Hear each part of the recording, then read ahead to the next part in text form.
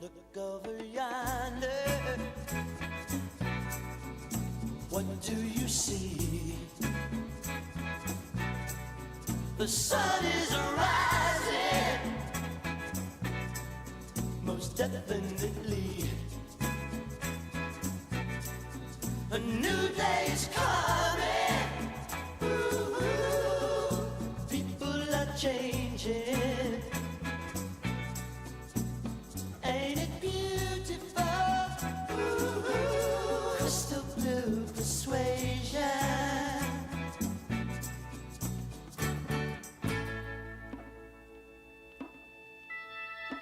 Better get ready. Gonna see the light. Love is the answer. Ooh, and that's alright. So don't you give up now. Ooh, so easy to find. Just look to your soul. Look to your soul and open your mind.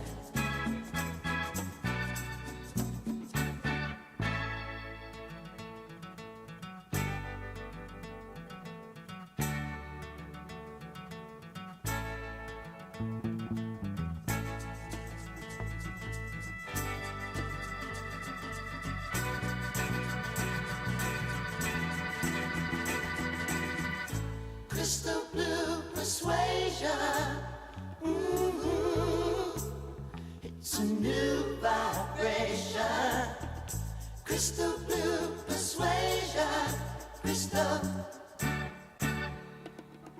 blue persuasion. Maybe tomorrow, when he looks down on every green field, in every town, all of his children, in every nation, there'll be peace and good brotherhood. Crystal blue persuasion. Yeah.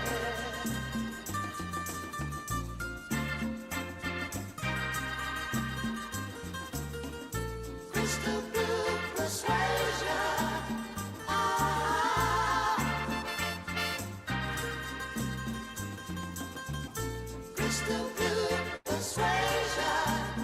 Ah.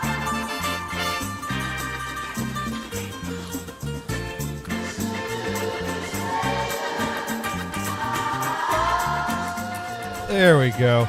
Hey, Little bit of that crystal blue persuasion there. yeah. Classic. Yeah. Too bad the master tapes are long gone. Oh, well. Yeah, that is one They that didn't, that is a quad mix that we will not be seeing a Rhino Quadio reissue of. They asked, the tapes don't exist. Not surprising, being that was all controlled by the mob. And it was?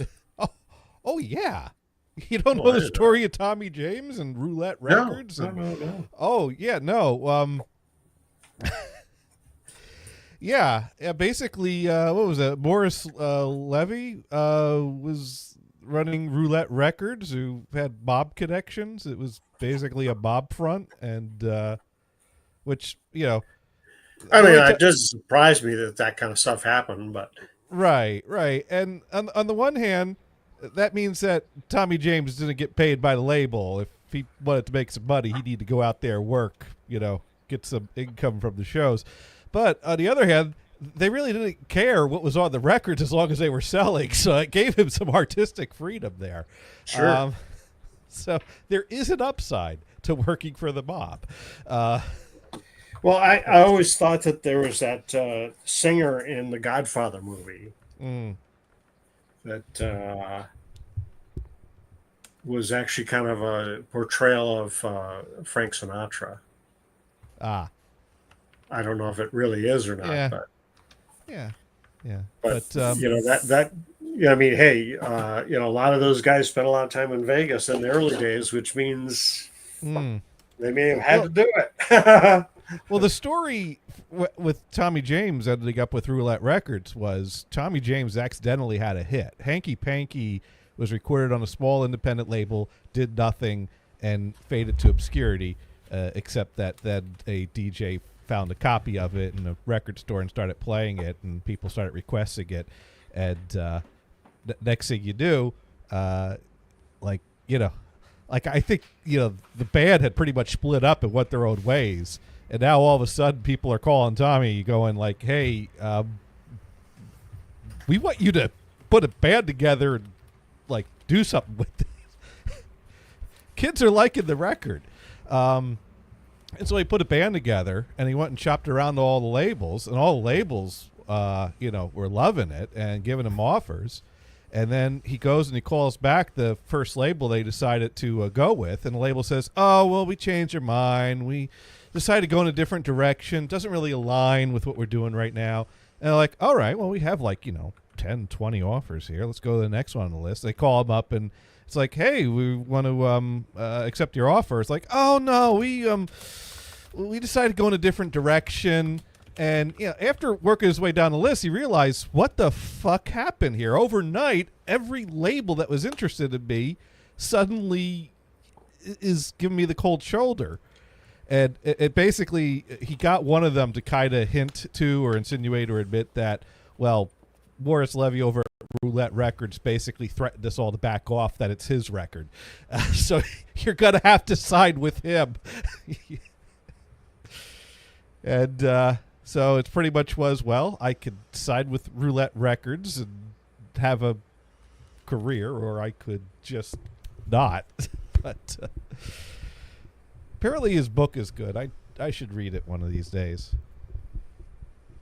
But anyways, I'm here. You're here. Mars is here. Hey, Yeah. Mars! Hey, Mod Pro's here. she is. Yeah. My pro! And is anyone else here? I don't know. The show hasn't started yet. It's only like 4:55. Oh, Still 5 minutes. It's pre-show stuff. yeah, it is pre-show stuff. Let me see how the Windows 11 upgrade's going. Oh, good. That computer's rebooting. Oh, God. Windows 11 in place upgrades are a fucking pain. Oh, I don't know. I've been on the Insider build for like 10 years. So I don't know. Well, I don't deal with those. we're migrating. So by the for way, work. so Wikipedia says, Yeah. I mean, I haven't read everything, but the Gambino family, Uh-huh. mobsters, dang. What? But it does I- give that detail. Okay. What about Roulette Records? I Well, mean, yeah, it does yeah, make there's- sense there's- that the yeah. it does make sense that the family's name's Gambino with Roulette Records. I'm just saying. Well, sure. Let's see. Yeah. Founded in 1957 by George Goldner, Joe Kolsky, Morris Levy, and Phil Call. The creative control given to producers and songwriters Hugo Peretti and Luigi Creatore. Levy was appointed director. So I think that Mod Pro likes my background. Yeah. Wow. The label had known ties to New York City mobsters. Levy ran the label with an iron fist. So, Goldner subsequently bowed out of his partnership interest in roulette, and to cover his gambling debts, sold his record labels Tico, Rama, G, and years later End and go on to Levy, who grouped them into roulette. It's just business. But, Okay. Well, and then with the, with, let's just say the change of management, okay? yeah. I could see that tapes would be lost or destroyed or whatever. Right. I mean, the business wasn't I mean, the music was just a front. Oh. Sure, yeah. but I mean, But it hit. That's the thing. Oh, yeah. So they actually got legal money out of it. Well, they had to have a hit now and then, and I guess when Morris heard Hanky Panky, he's like, well, that's a hit. And it's like, well, I could give him the best contract, or I could threaten all the other labels to rescind their contracts.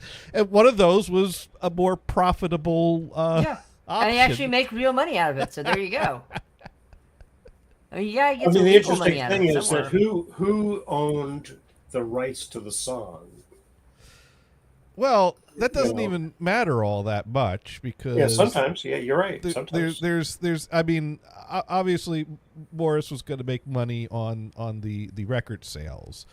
I mean, there were certain songwriter royalties that were in place but and besides, they probably could just have their accountants deal with funneling all that. I'm sure it was an awful contract. Oh, I'm sure it was. I'm sure it was. Tommy signed a pretty damn awful contract. I don't think he cared as long as he got a little money out of it, right? I don't think Tommy saw any money from record sales until like Rhino ended up with the catalog and reissued stuff on CD in the 90s. I think that's Right. when like a royalty check comes in the mailbox and he's like, "What's this? This is unusual." I'm amused. You look at a band like Jefferson Airplane. They got a change in their lineup. Wait, which one are they? Jefferson Airplane, Jefferson. What are they? Well, and then Jefferson Starship, and then just Yeah, there's Starship, Starship, et cetera, yeah. et cetera, et cetera. I was so confused and by that that. I was changed like, because, okay. well, I know, but that changed because the lineup changed. And Grace don't Lick forget was Hot gone, Tuna. and this- Oh, everybody Right, forgets right. Hot Tuna. It's fine. But then you see some of these other bands. Every once in a while I look up a band that I'm hearing on the radio in the car, in XM radio, and I'll hear this band, and then I look it up and holy shit, there's been a lot of past members. Yeah. Yeah. And they never bothered to change the name, so they must have had some way of keeping No, that they just straight. separate the members. One goes away, then the other one shows up. It's fine. I mean, there are at some point bands become literal cover bands. I think. Well, yeah, I mean, Yeah. that's the way I look at. I saw Chicago with Dan, oh, Yeah. nice. right? And this was in there's that outdoor amphitheater in Contra Costa County. I forget what it's called. Probably has some corporate name anyway, so who knows? And it was totally enjoyable. But then you look around like, okay, that guy's a replacement, that guy's a replacement, that guy's a replacement, and they all played the same. My only gripe about it, yeah, it's a cover band, but the other thing is that there's no new original material. Well, there's different types of circuits. There's the oldie circuit where the attraction is to roll the current band out with maybe an original member or two in the mix and bring out all the classics. And then of course there's a band that's current touring a new album, has their new material, throws in some old fan favorites. But the oldie circuit is what you're probably Well, I think Dune had That's a story. probably what it is. Yeah, probably oldie circuit. Wow. Now, Dune. Although a concert I didn't go to that Dan went to, he told me, yeah, I went to see Three Dog Night. Oh, And they were wow. terrible because one of the guys was out, so it was really Two Dog Night. It was a 2-dog night. Yeah. Oh. Yeah. I mean, that's a band that the rights are owned by the three people. I don't think they all Sure. quite get along. I guess. It depends how badly they need money, and every now and then, if all three of them happen to need money at the same time. Oh, in fact, I had worked with a guy early on at Tharco Yeah. that had his own band, and he covered with. He was the opening act, typical thing. Right. With Fleetwood Mac. So he hung out with those guys, and he knew that they all pretty much hated each other's guts. Guts. And when the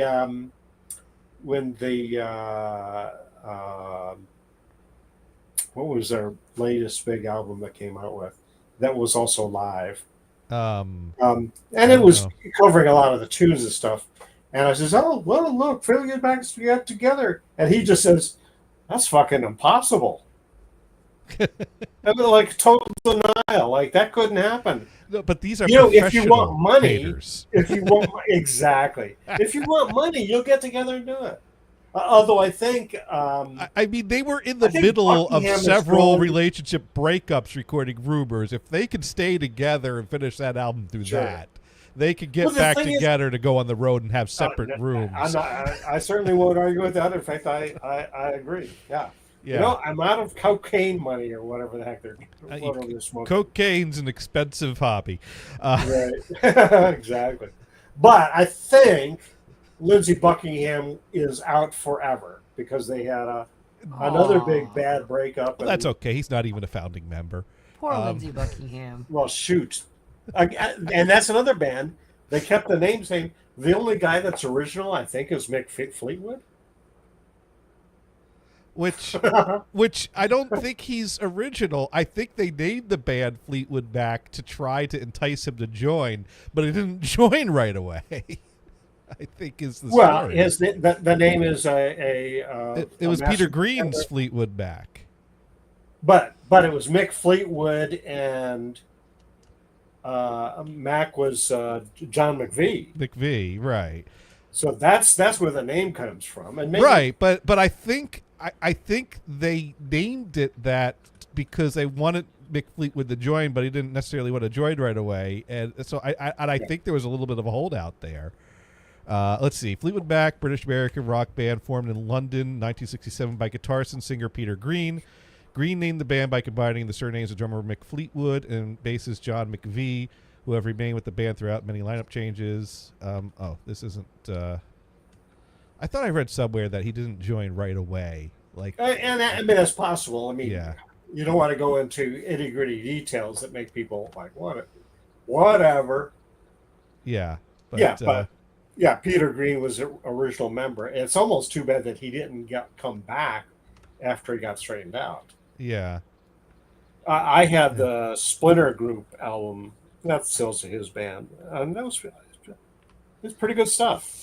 Okay, maybe it looks like there was a very brief period very early on, because I've gone down to the chart with all the color coded lines of different members, at what year they were in, and it looks like there's this little sliver of blue where Bob Brunning was bass player for a few weeks before John McVie. So it might have been McVie that had to be talked into joining the band that they named for him and the drummer. So yeah, no, that leaves Mick Fleetwood the only consistent member throughout the entire life of the band, technically. Although John McVie's close enough that you may as well say the two of them have been founding members. Sure. Oh, the other band that hasn't changed its name and has gone through a lot of changes is the Eagles.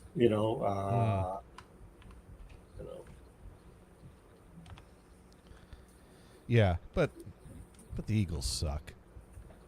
Well, it depends on which band lineup. I like Joe Walsh. I can leave them all. I like Joe Walsh. Joe Walsh And is I like- okay. Yeah, and I like his solo stuff too. I prefer his stuff with James Gang. Yeah, which is his band. Solo's kind of mediocre, and Eagles is like, whatever. The only song I kind of like by the Eagles is One of These Nights. The rest of the catalog, and the theme song for the TV series of The Hitchhiker's Guide to the Galaxy. No, Oh, what song yeah. was that? What's that? Which song was that?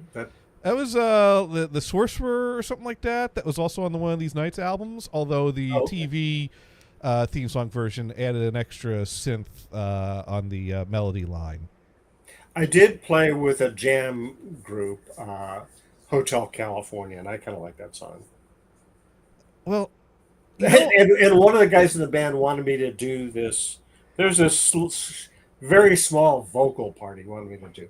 I don't do vocals, but I did it anyway because we were performing on stage. think of it as We were talking, literally a garage band. okay. Oh, so you you're know, in the garage. the guy in the design department that moved to Denver, Mm-hmm. Dave Burton. Oh yeah. Well, he was always in Denver when I worked there. I know, but at first he started in California, Right. and the garage band was in his garage. Okay. I like that dude. I really miss that. I still miss that guy.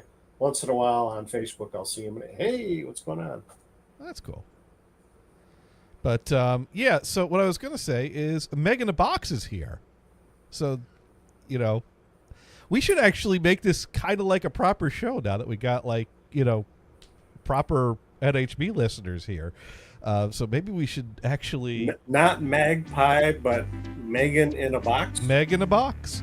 Because we are tuned in to everyone's favorite internet radio show. Insert title here. The show that changed names so frequently, we just put a placeholder in, and I think at this point we've gone with that name longer than we've gone with any other name. But that's mainly because time is not linear; time is exponential. and Right, my God, does it just fly by? But anyways, I'm here. You're here. Oh, another story I was going to say.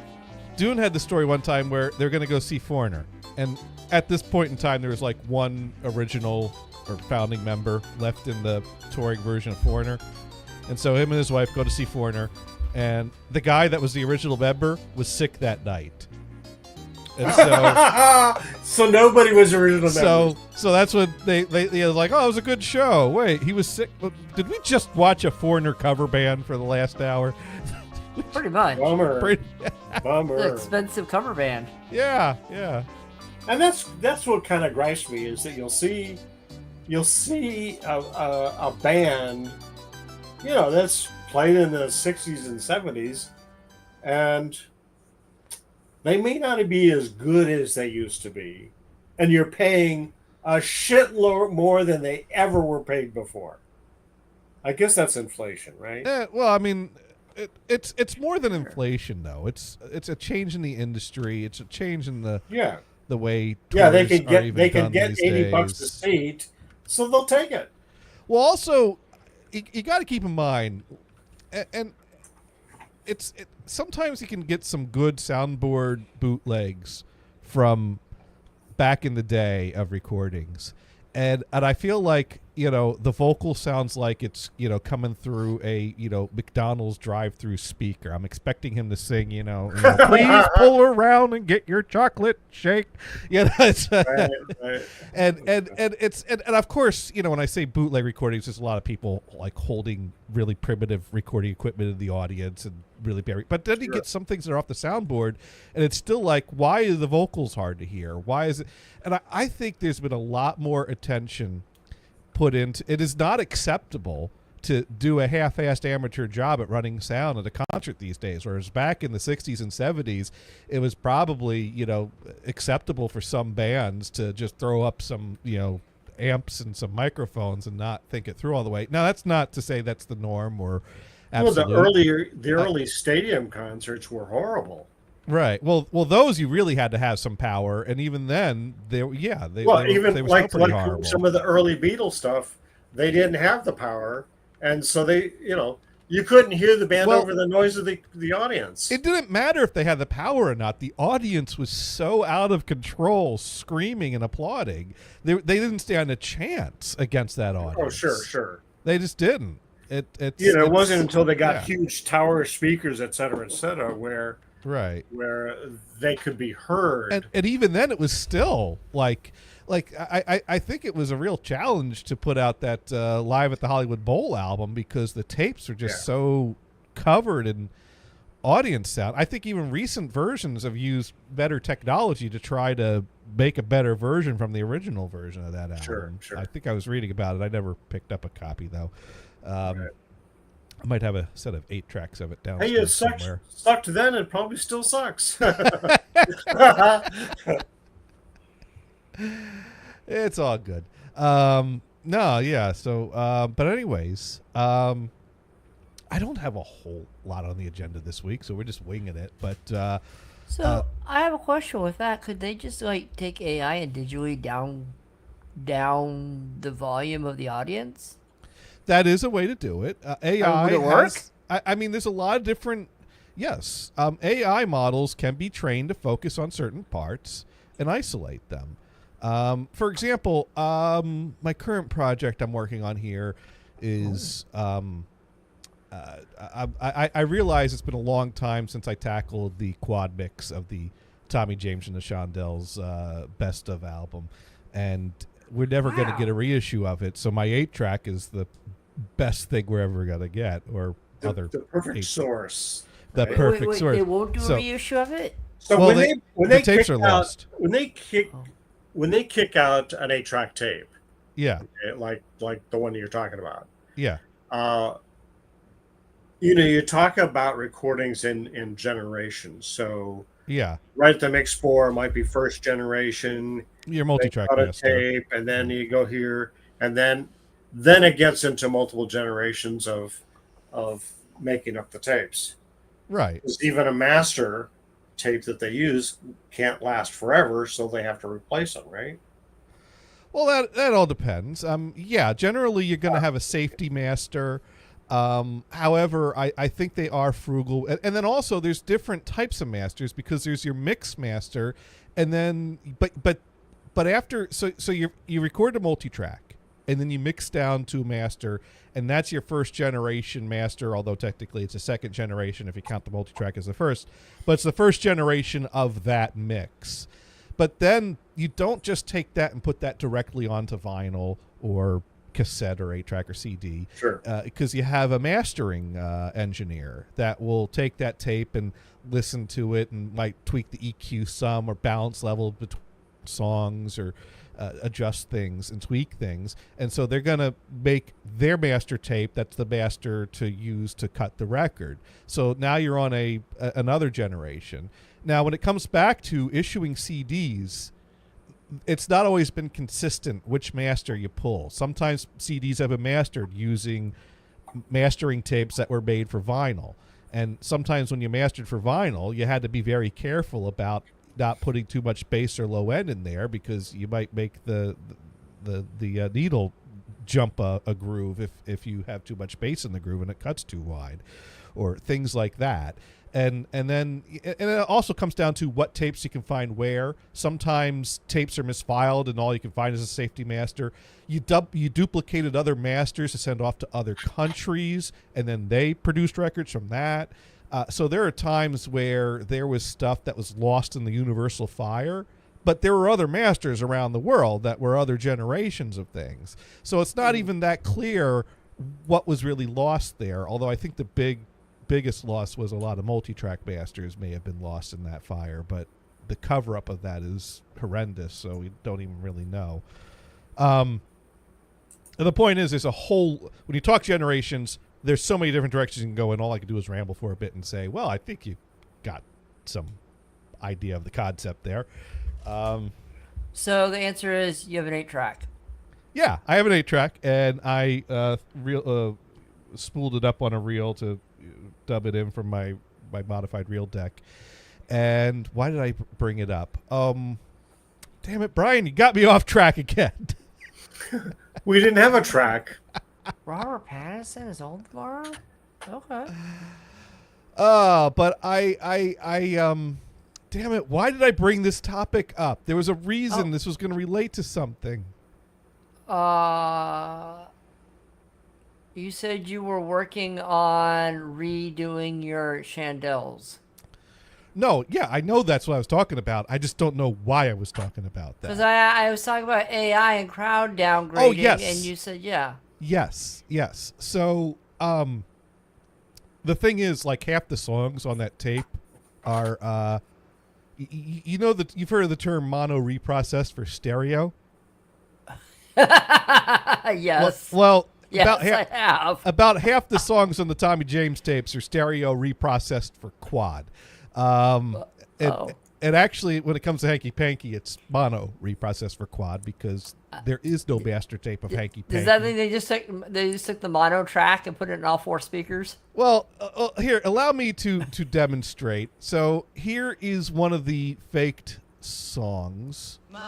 No, oh, well, that's Hanky Panky. Yeah. My baby does the hanky Notice how it sounds like you're kind of in an echo chamber? Yeah. Oh, yeah. I just thought that was like their. Yeah. Well, no, because this is the front, Okay, so there's no echo in the front. and then this is the back. So they put the reverb to I the see. back. Well, they put a little reverb on the back, but they put the God. back on a wicked delay. So, Well, so yeah. Delay yeah, and so- reverb is kind So of. if I take the front left and the rear right, you'll hear that there's a delay between the. Yeah. So they do that for a few of the songs. They do it for. That's a good song. Which that song's a filler. That song's a Yeah. B-side that they threw. I don't in to care. I pad still out like the that best song. It's a of. good song. Oh, it's a good song. So my thought was, well, the songs that were faked, is it even really worth putting the effort into converting a fake quad mix? And the short answer is yes. Why? Because that's what was on the tape, and that's just simple and whatever. But another thought I had was, could I use AI to isolate the parts and make my own quad mix of that song? And the answer turns out to be no, I can't, not with the free tools. Other people probably could, and the professional stuff that's not being shared, like that Apple Records, Apple Core is using. They probably made it all Dolby Atmos-y. They They remixed. spatially audioed it. They remixed Revolver, and there's some little peaks videos showing the process. They were able to isolate each individual drum of Ringo's kit off pretty of cool. and it was recorded to 4-track, which means that whole drum kit was on a track with at least one other instrument. So the level of separation they got. Anyways, so what I tried to do here was I pulled up my CD copy of that same song, and I was able to get the vocal isolated easily enough. Mm-hmm. All right, there it is. There that is.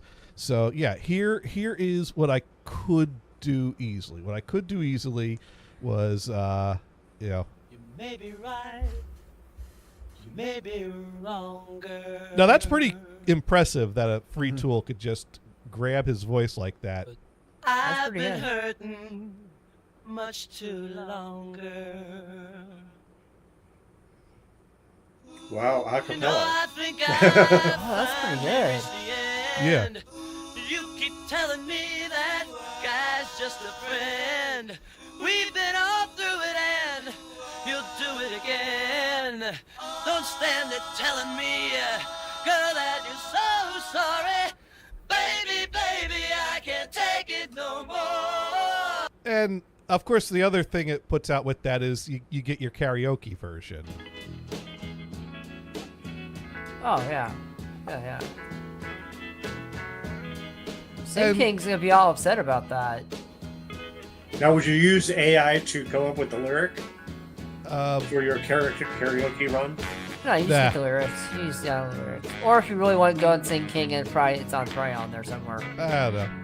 Yeah. So But- I play a lot of television with the closed captioning turned on, Oh yeah. especially in a Star Wars movie or whatever. The background noise, everything's explosion, etc.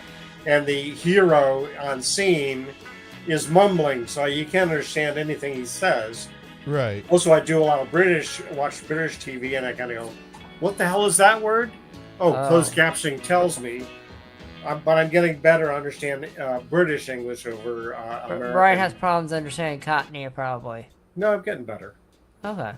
Yeah. And I was able to kind of get the drums isolated. So here is the word. I'm going to post it. Here is the word I saw that was in closed captioning, and a guy said, "Oh well." Oh well. Hang on a second. Oh.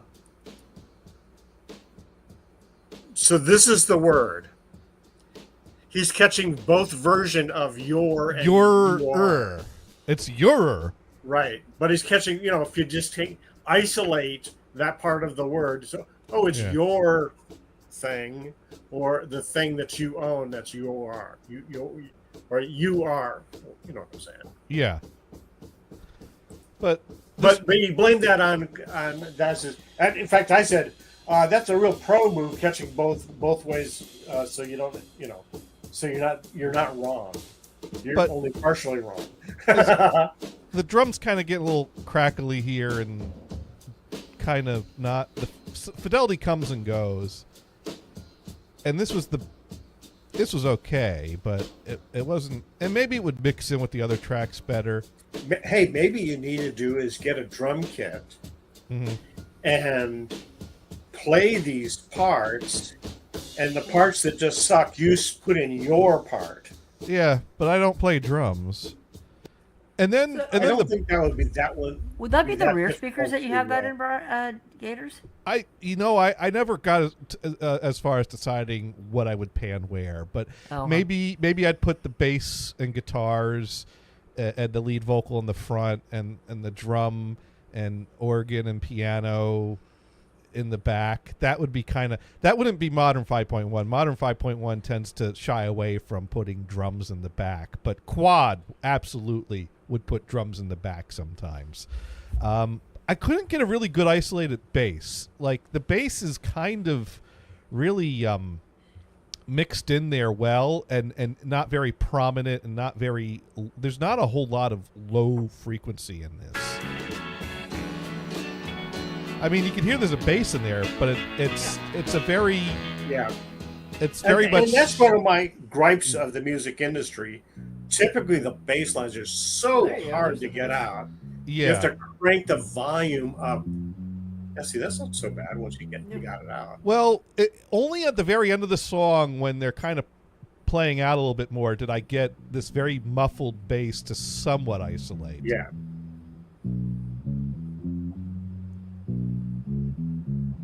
But even that, it sounds underwater. Muffled, though, yeah. It sounds like it's behind the wall. Yeah. So, and again, that's got to do with probably the way the bass player wanted to play it, and the equipment that he chose, and the sound engineer says, "Well, what the fuck." So that was really the best I could do, was get the vocals isolated. Everything else I tried to isolate out from there. That's really not my area of focus. I'm more into preserving the old than creating new. There are other people that do this stuff that maybe one of these days one of them will tackle the It's fake a fun songs. experiment, though. But for now, I can preserve the faked versions that are on the 8-track and put together a nice, clean-sounding version of this quad mix. So, it's been coming out okay. Yeah, it's that's good. That's cool. I mean, that sounds pretty good for 8-track. Yep.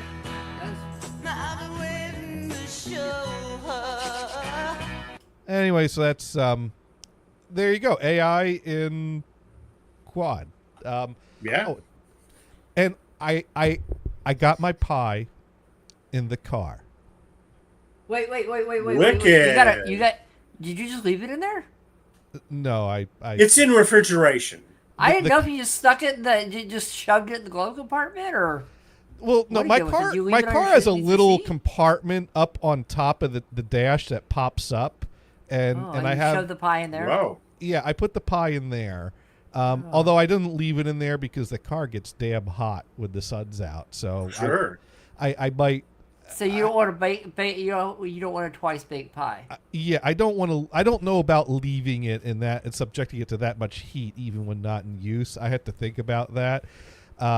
Which it's annoying because the rotary knob that lets me adjust the volume on it is 5 GPO connections.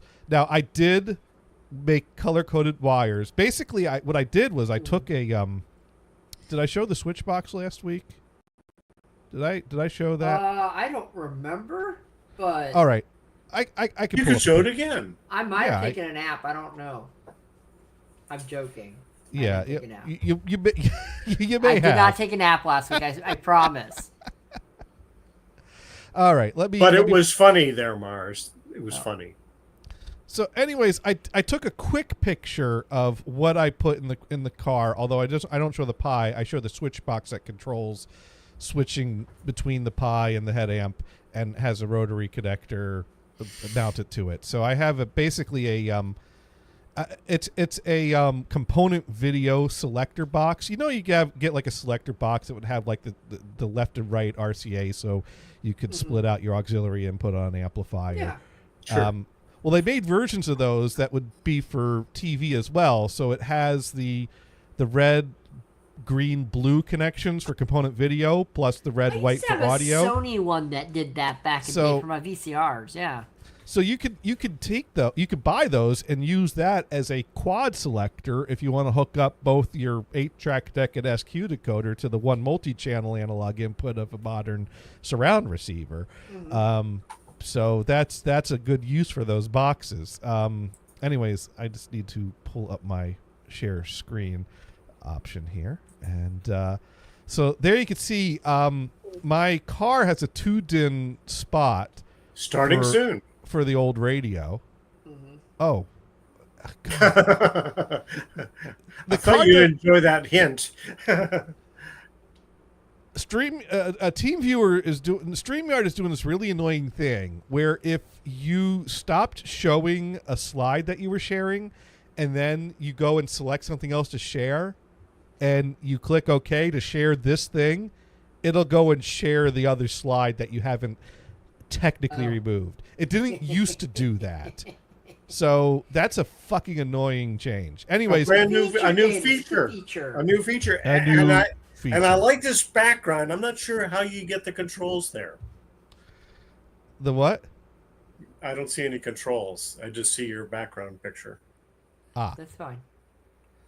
Anyways, so yeah, there's the car is a 2008 and it had a 2-DIN radio in there, a big honking radio that had a CD slot and a lot of buttons, and yeah. So, but you could get an adapter that would adapt it to have a slot for a 1-DIN head unit, which is your standard size of a head unit, and then in the rest of the extra space, add a little shelf that would go underneath there. And I found that my selector box wedged into that shelf part way perfectly. So that's You you understand that we're still not seeing your box. it's being shared. It's I'm- not showing though. I'm literally looking at it on the TeamViewer screen or the StreamYard screen. Flip. I see. I'm not seeing that. I just see your background. And if you go over to the Twitch page, it's not there either.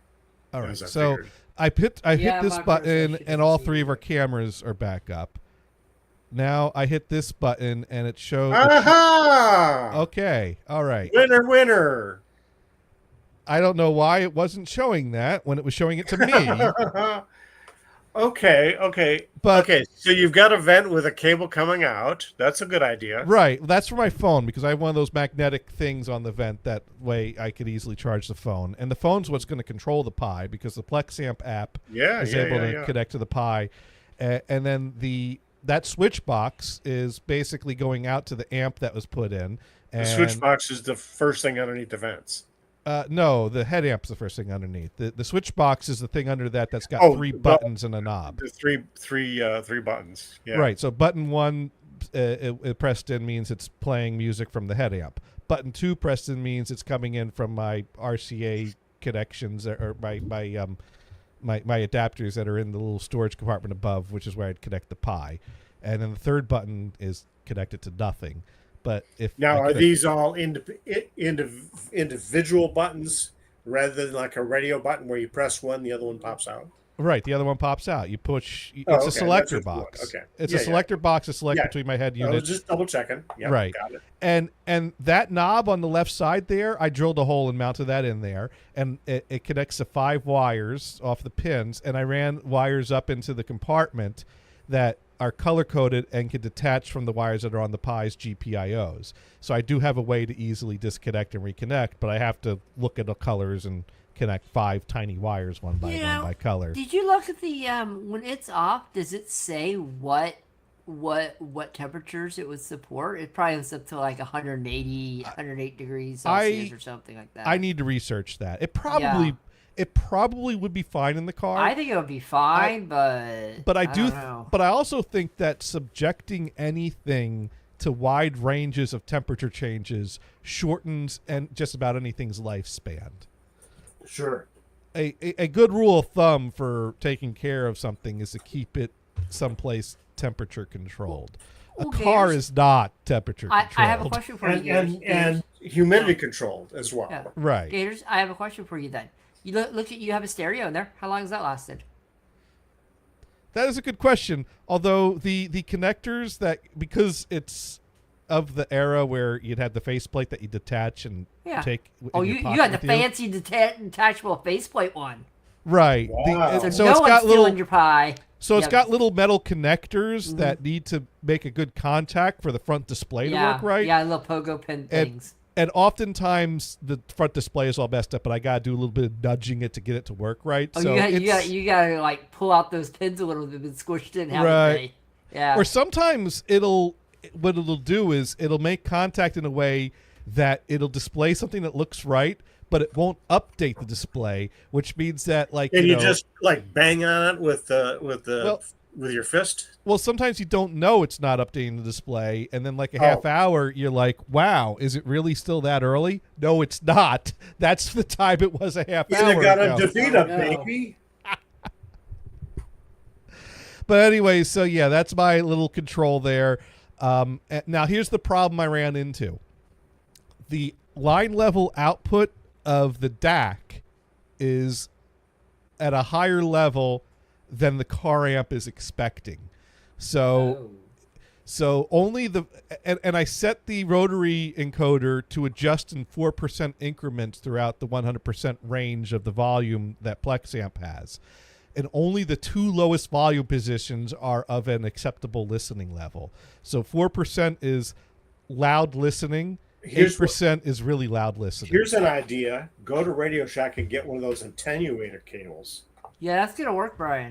Actually, I found something very similar, and that also doesn't have to be shoved into the rat's nest that's now behind all this. I found these attenuator like RCA inline adapters. So you just plug your RCA plug into the attenuator, and then into the.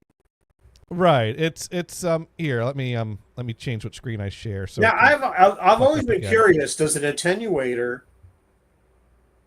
I mean, it's a very simple circuit, right? Mm-hmm. Does it? Look at that. Yeah. I was just about ready to look it up. Does it affect the sound quality? Well, this is a company that advertises quality sound and audiophile grade and blah blah blah. So like anything you're going to put the signal through is going to affect the sound in some level, and so quality can matter for these things. I think that the quality of these are of good enough level that I don't think it's going to be a problem with my Pi in the car. You know, in fact I think the biggest Achilles heel of my setup is that one thing I noticed, because I was adjusting to the lowest sound levels that this Pi would drive at, is that there was a lot of noise interference because I was and that's why I decided I need to attenuate, because if I attenuate, then that lets me turn the volume up that's coming out the Pi to get above that noise floor and drive that down. and then attenuate that further to match the amps input. And I'm hoping 12 dB will be enough attenuation. My calculations were that I really want it to be more in the 20 dB range, but 12 dB was the highest I can find for a solution like this. So I'm going to put that in and see how that goes. That's cool. Yeah. So, yeah, once those arrive, I should be ready to take it on the road to give it a test run. Ooh, there's this other one that is a passive stereo inline stereo variable attenuator. Well, that's probably going to be some kind of a block. 105. Well, it is. And then I'd have to You've figure got out where to store it, where to fit it. I'm running out of room. You've got RCA cables on both ends of the little box. I got so much shit shoved into this right now. But also, I think it's cheaper than what yours went for. $23. Which the thing is like, what's the quality of that? You know, I don't. Sure. You know, I did a little research, and that's what I came up with. Sure. Yeah. No, that's cool. No, yeah. I did have a question. And I was actually gonna ask you, what's the line level output of your quad box? And yeah, I didn't know, and on the test run, it turns out a little too hot. So it's designed to go. Was it designed to go directly to speakers? No, it wasn't designed to go to speakers, but I guess it was designed to go to a quieter preamp level that I'm going into. Or I guess that's the thing, is that on the one hand, it is something you can adjust the volume on. On the other hand, you're probably going to hook it to something else as a volume control, which means you're doing double volume controls. So it's still expecting to go into something with attenuation. And I was bypassing a level of attenuation it was expecting. And so I just had to fix that in post. Recently, on a bass players group on Facebook, the discussion has been, should you use passive or active pickups on your bass? And when they came out with the jazz bass, why did they go to active pickups? Jesus fucking Christ! Let's go back 50 years, no, 70 years to figure out why Leo Fender did that. So you could adjust it. Well, you get more control. Yeah, you could adjust active bass. You can't adjust passive. Sure. So that's right. You're gonna want to be able to adjust it at some point. You could tweak it. Typically, your passive things have a volume, basically the amount of signal that comes out of it, and a tone control. So you've got a capacitor or something that fixes it. And some people says, "Well, I don't need any of those." Well, just give me the passive thing. Just modify it and do it yourself. That's all I could say. Fix it at the amp. Yeah. And then you have people that understand most modern amps have a preamp in it. So you kind of don't need active amps. Right. Active pickups. So because that's all it is another preamp. So with all my going out to the car and back into the house, back and forth, setting up the Pi, Momo got really curious about, hey, what's behind that door you keep coming in and out of? That's exciting. Yeah. And so Momo indicated that she wanted to follow me outside. And unfortunately for the cats, anytime a cat wants to go outside, I take advantage of that opportunity to take them outside. But of course, I'm not going to take a cat outside and let it, go do its thing, because they'll probably just find some place to hide for a really long time, and then I'll be all worried, biting my nails down the nubs if I'm ever going to see the cat again. So we have or the cat will go out, eat some grass, and barf all over the house. Well, I'd be fine with that. She barfs all over the house as it is, anyways. Momo's got a very sensitive tummy. No problem. She's a sensitive tummy cat. No. The worst thing is when we were in Houston, my cats would see a chameleon and go after it. No, don't eat the chameleon because that makes you sick as hell. Another trip to the vet. So, but go ahead. Brian, if they ate the chameleon, how do you know that they barfed? Does it just like blend in?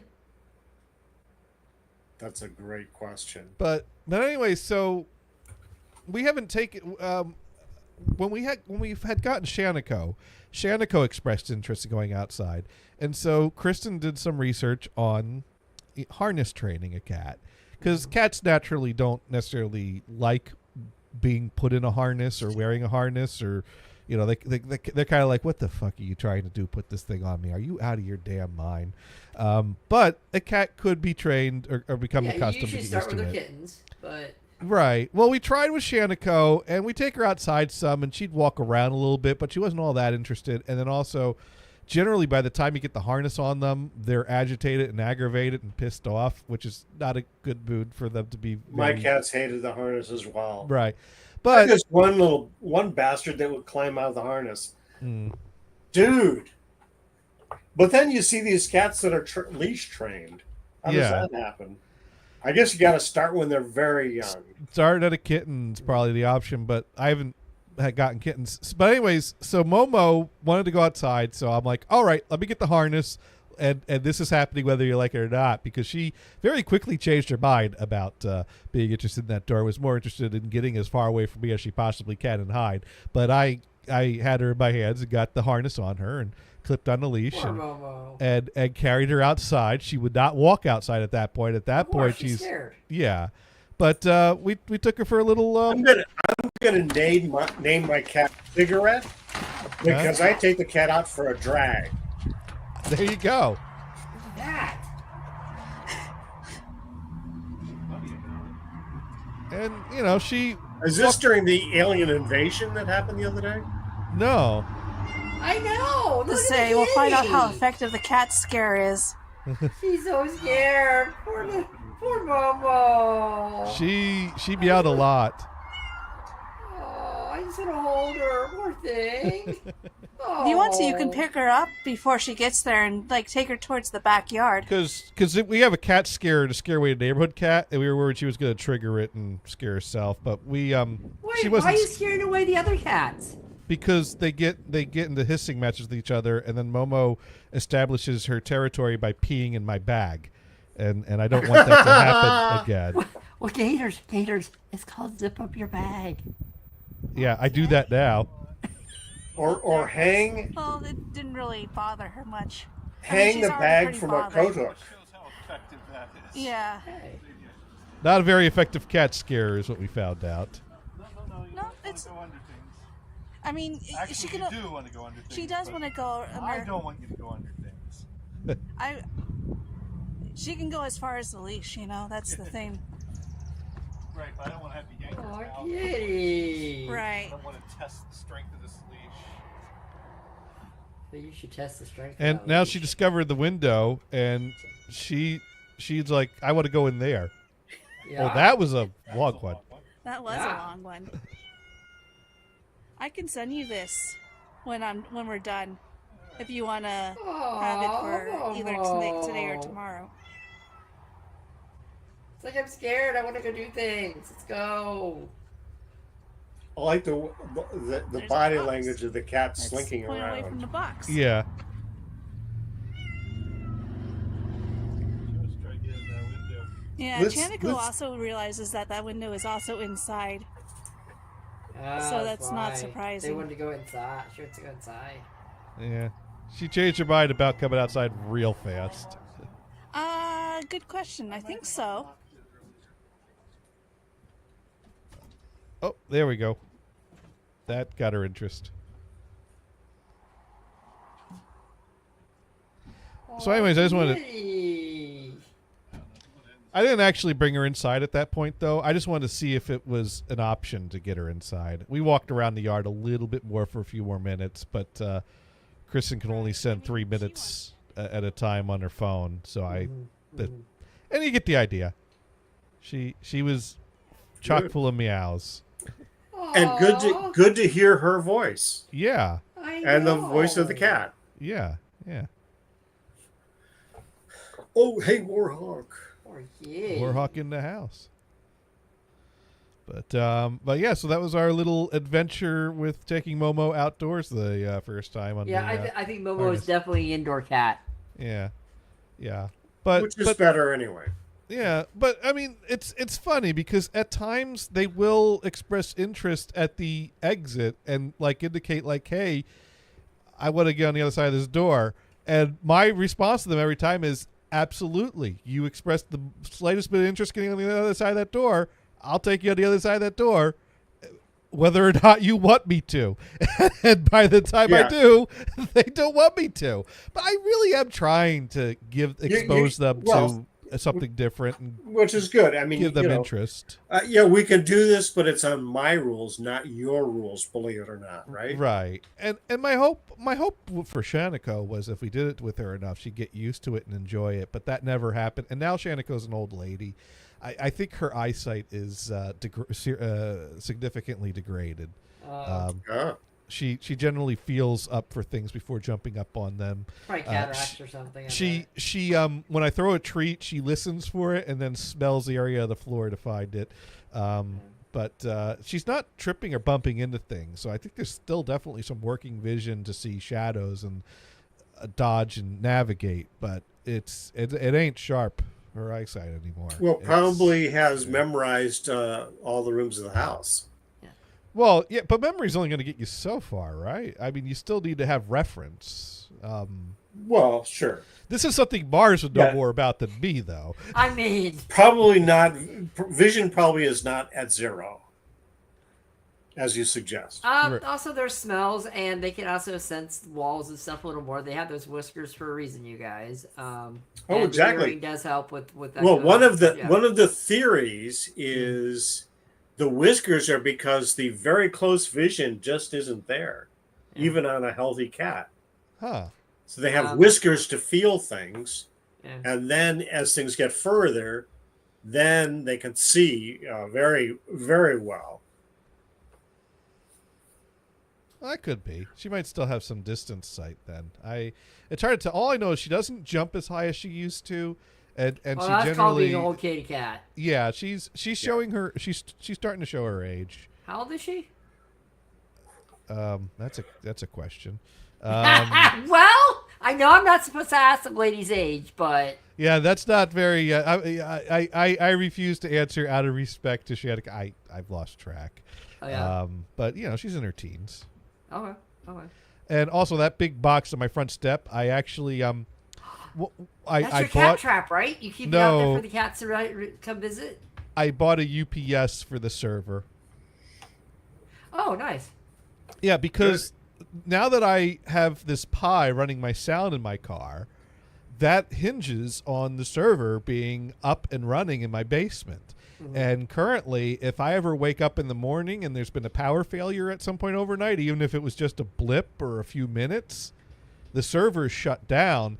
And if I come to my computer to do things, anything that's stored on that server is inaccessible until I walk down into the basement, hit the button, and walk back up here. So, and that actually happened. Cyber power from Costco or something? What's that? Did you just get like the cyber power from Costco or something? Oh, I know they're always on sale there. I got the Cyber Power 1500 from Amazon, same day delivery for $132.50. I never get freaking same. They say it'll be here today, new shipment tomorrow, and I'm like, oh, okay. Mine actually came same day. Yeah, so because I woke up Saturday morning or Sunday morning, or which morning? One Sunday. of those days. Yeah, I went to sleep Saturday night, and generally when I go to sleep, I put some stream on the TV and fall asleep to it, and then sometimes it's still on in the middle of the night in the morning. So if I wake up, I catch a few minutes of some. And so on the weekend, Pawn Stars runs back-to-back episodes on one of the streams, and so I go to sleep Saturday night watching Pawn Stars.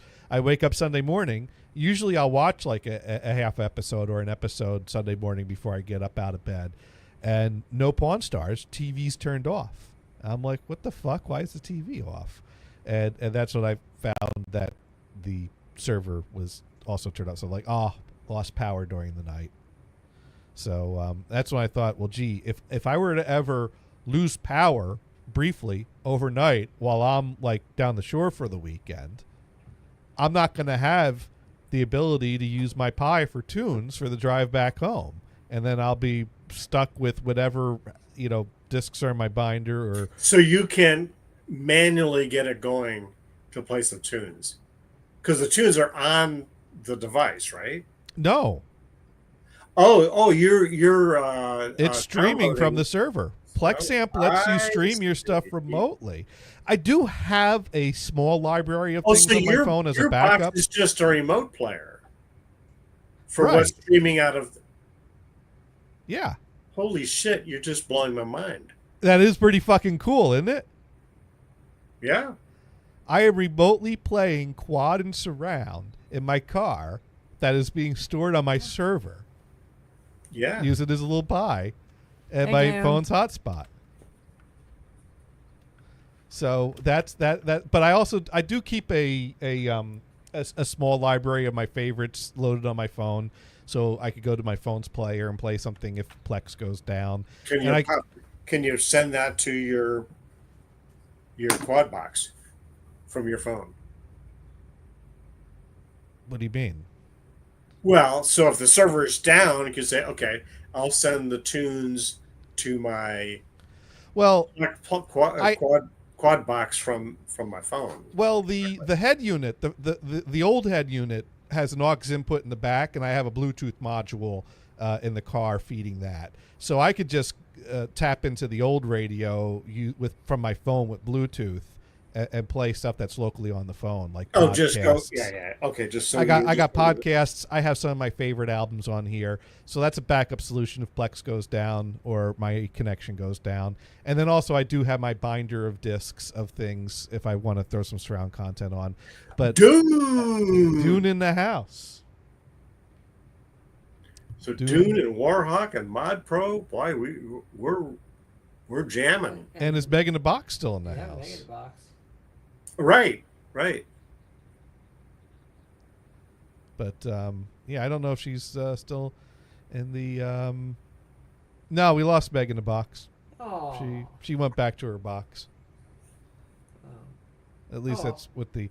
Now, the other day, yesterday's show, Sparky sent me a link that he clipped. So I'm going to cue this up, and we'll see what this is. I believe this is Dune saying those words that he has said many, many times over the course of our show, which is that Johnny is right. There have been many times Dune has said Johnny is right. Usually when he's fact-checking me on Google because I'm talking about shit he never heard of. And I don't make this shit up. I don't make shit up about Roulette Records being running by the mob and forcing Tommy James to side with them. Yeah. That's all documented. Cool. That's cool. I hate making any of this shit up. Sometimes I misremember a few things to get some of the finer details wrong. But anyways, so here we go. Here's Dune saying Johnny is right from Sparky. And listen, Johnny, you're right. It is a funding thing. that Oh, wow. You're right. This is a funding thing. I could use that for a lot of things. I think that was, we were talking about the post office is what we were talking about there. And how, I don't know how we even got on the topic, but we did get on the topic. Oh, I think we got on the topic of how same day delivery from Amazon, things like that. And and my mailbox and how I had to move it off of the wall of my house to the post. do they still make you do that? They make you do that, huh? They made me do that, and it's still there. Why do they want you to do that? Well, because that's less steps. You know what? They cited safety concerns, and there may be some truth to this. Because keep in mind, when I look at my mailbox on my house and my 3 measly steps to get up there, I'm thinking small scale. I'm thinking my house. What the fuck difference does it make if you walk 3 steps upstairs to drop the mail in, or if you don't walk 3 steps up my stairs to drop the mail in? But if you multiply that by the thousands and thousands of houses with steps in front of them that postal employees walk up, not only does that add a lot of time to every route, but if you start compiling the data of all work-related injuries, there's a percentage of work-related injuries that have taken place due to some kind of fall involving steps. And so if you got if you're concerned about safety and you got this wedge on a pie graph that is stair-related injuries, if you focus on eliminating the need for stairs on a route, you eliminate that section of injuries. Okay. And it's an explanation that you can give to a customer that's hard for them to fight back about, saying like, yeah, well, I don't care if they fall down the stairs. Fuck them. I want my mail. That's not right. Right, I wouldn't say that about people. I don't no, care if they fall down the exactly. stairs. If that's not the right. reason you present, you're not going to get that response from someone unless they're truly an asshole. So, like, okay, yeah, so that is, it's probably more about the expense of the time of the route and shortening the routes.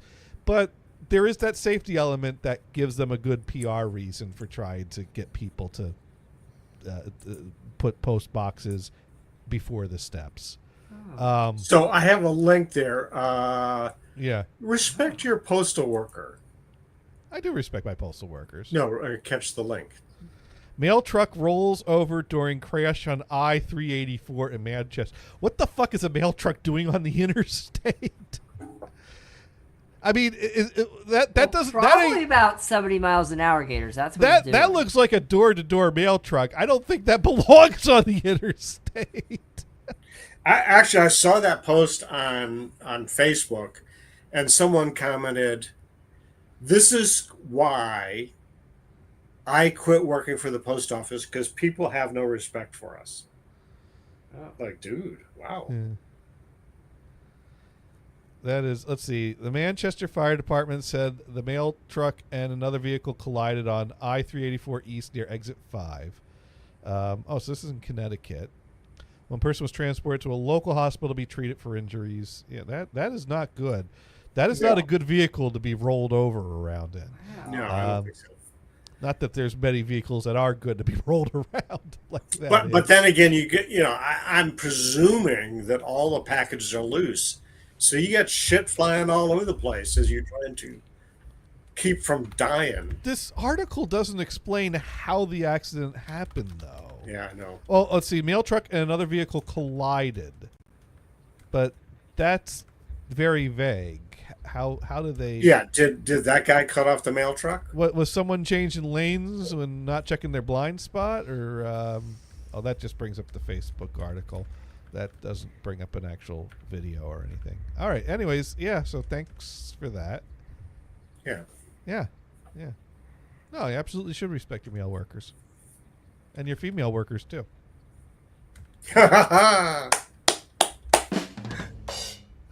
Wow. That's a better link than mine, Brian. I was going to give Gators a link about exploding birds, but never mind. Oh, no. Send on the exploding birds, please. Yeah. Okay. We got to hear about... Is this like why they don't throw rice at weddings anymore type of thing? Yeah, like apparently the birds are eating the rice that you threw at the wedding, and then they drink a little water, and then the rice would expand, and then they explode. I think Jeff Foxworthy's routine about that was that was something he'd pay money to see. But I didn't send anything from my clipboard, my clipboard this time. Oh, okay. I'm sorry. Birds dying at an alarming rate in East Bay neighborhood. Just horrifying. Yeah, that's better than mine. I mean, This is not uplifting. no, this isn't. The problem is they're landing on the big problem is they're landing on wires and they spontaneously combust. Let's see. I'm like, oh my god. See, this isn't like a bird illness. This is a bird. No, they're landing on electrical wires and exploding. Yeah, let me read this. A disturbing mystery is unfolding on Bernard Avenue in Richmond, where residents say birds are being killed at an alarming rate after landing on a stretch of power lines. It's very traumatic, said local resident Maximilian Bowling. I mean, who goes by Maximilian? I mean, first of all, dude's name's that Max. guy does. They just quickly Yeah. explode, and it's really violent. Now, I didn't say I don't care. I said that people would be an asshole if they said that they don't care. But No, exactly, But exactly. Dune I'm clipped just- it anyways, so okay. Ring security video from one homeowner captured a loud pop. You then see a bird fall lifeless to the ground, and the passerby gasp. Residents say the pop sounds like a BB gun or firecracker and has been happening far too often. The noise is really annoying, I'm thinking. That's what Yeah, but it's that's really about. Richmond. That's probably gunfire. No, it might be gunfire, but it's the birds. Neighbors say the phenomenon Oh. started several months ago and has since resulted in at least 13 bird deaths.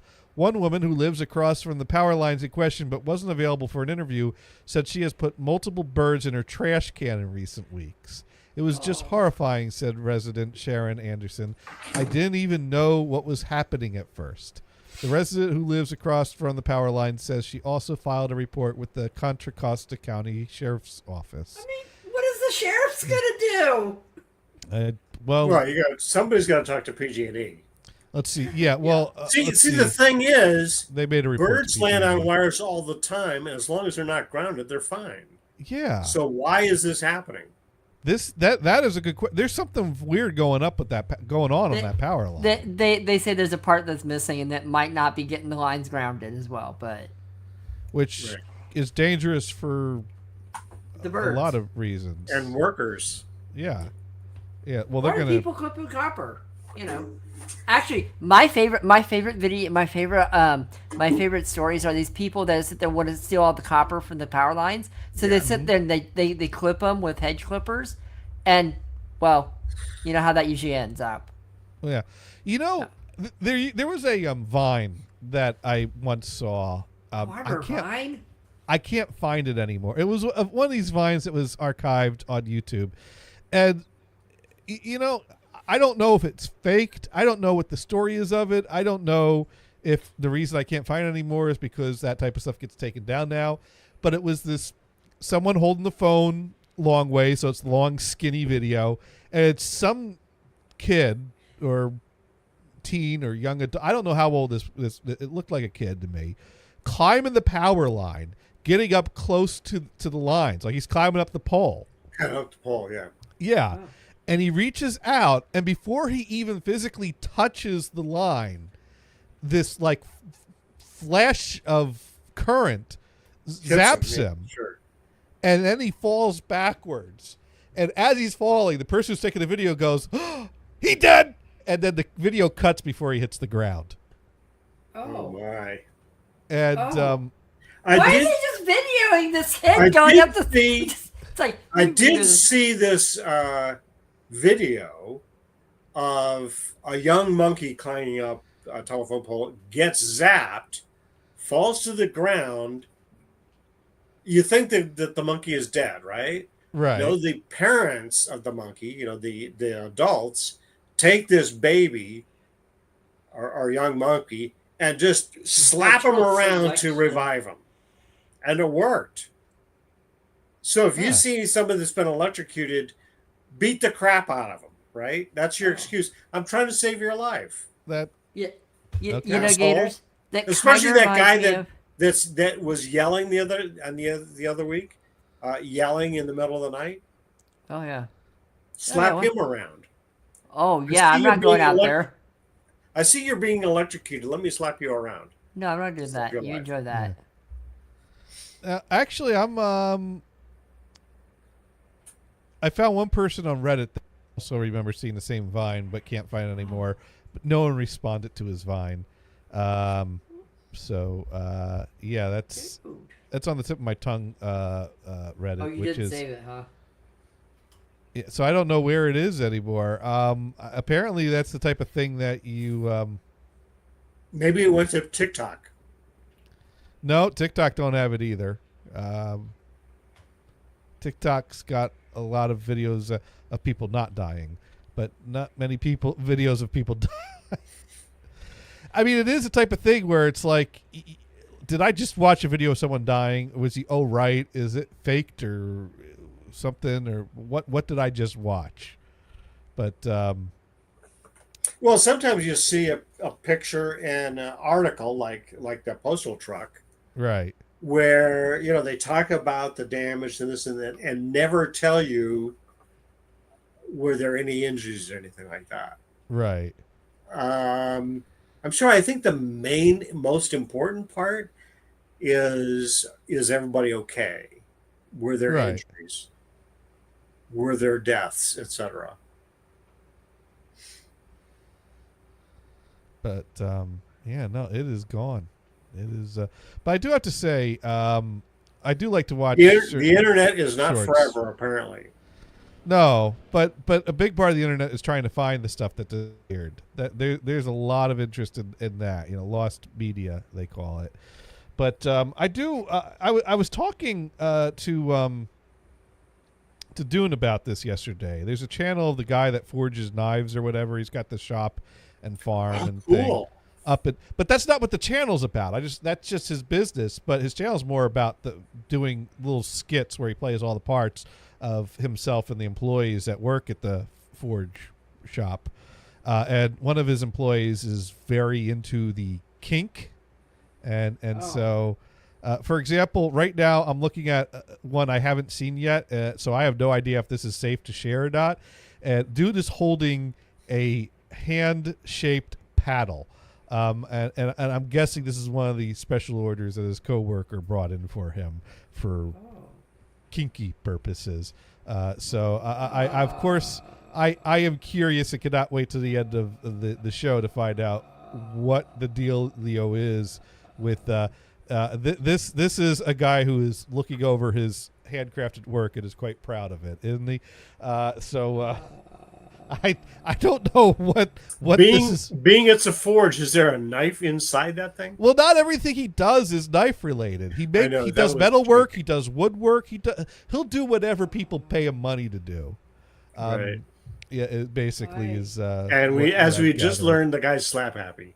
Well, at least, or his customers are. John, Yes, boss?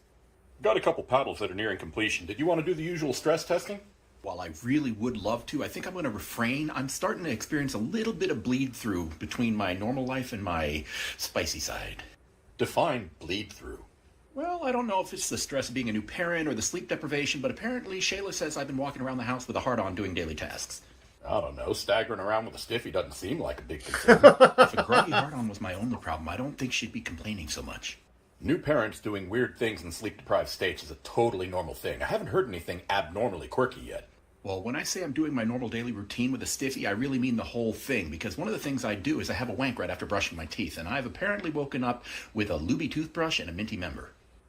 I wish I could say that hasn't happened to me, but in my case, I think alcohol was involved. Oh, you mean New Year's Eve 2017? I am amazed you even remember that party. Woo. That's pretty funny. Yeah. This dude is funny. Anyways, no panic button. there is a short that I did not watch all the way through, and people who have been longtime participants of the show will know why I didn't watch it all the way through. And I just have to say it's Dark Druidic Witch's fault that I got the reference, and I cringe every time I get it. So here's another one. All right. John! Yes. Oh, they're ready? I can get those polished up and sent off for silver plating. I get that you want to make them pretty, but how is silver plating going to make them sound better? Nope. Nope. Mm-mm. Nope. Nope. Nope. No. No. No. Where's the clip? Where's Nope. the clip? Nope. Where's the clip? That's all we need. Woo. Damn it. I would have been happy going my life. Not Without knowing- having that? Without knowing what sounding is. I would have been so happy going the rest of my life not knowing that is a thing that people do. Oh, That's not the type of disturbing. sound the silver plating's for. No. No. So thank you, Dark Druidic Witch, for bringing that into my life. Do you have their email? You can just email that clip to them. But also, he has a character that is his brother, that's some kind of a pastor that sometimes shows up, who it's an interesting conflicts between him and the kinky coworker. So there's Hey, boss. Happy Monday. How'd Mother's Day go?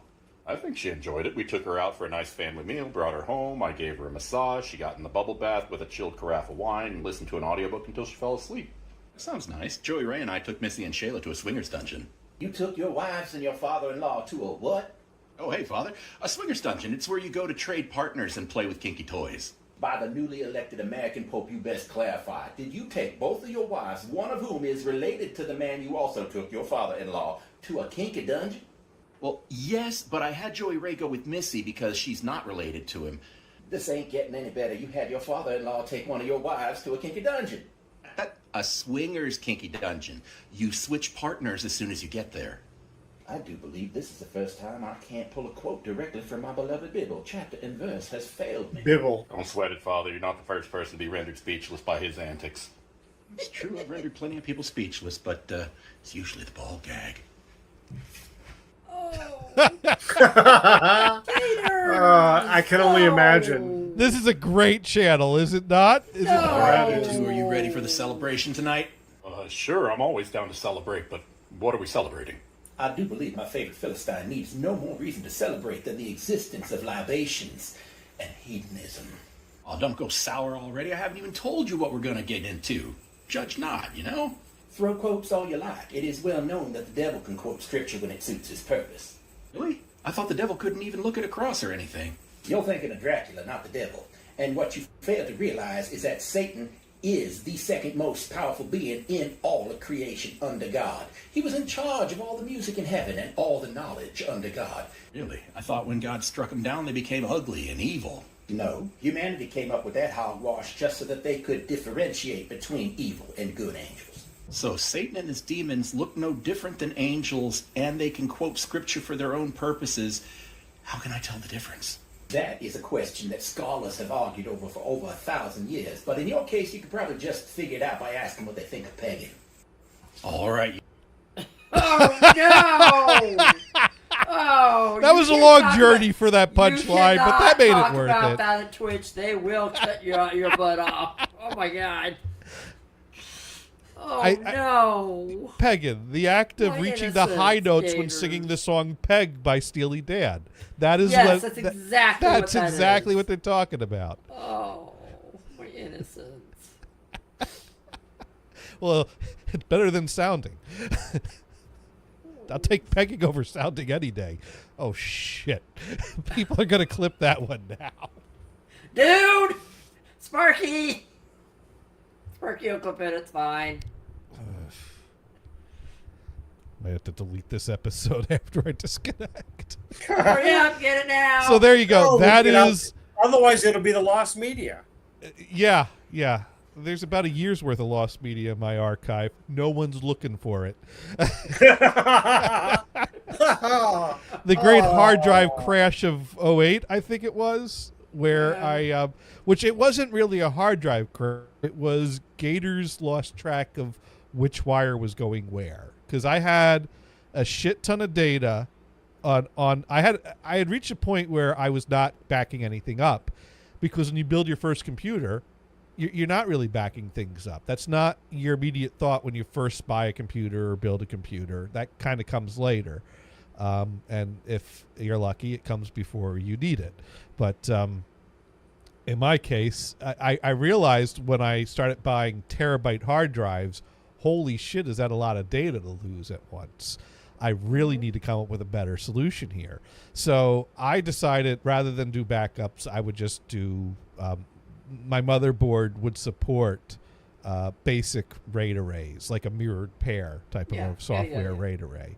So if I bought a second terabyte hard drive and connected it in there and synced them up, if one drive died, the other one would cover. And that's not the same as a backup, but that would give me a level of redundancy that was adequate for what I needed. You know,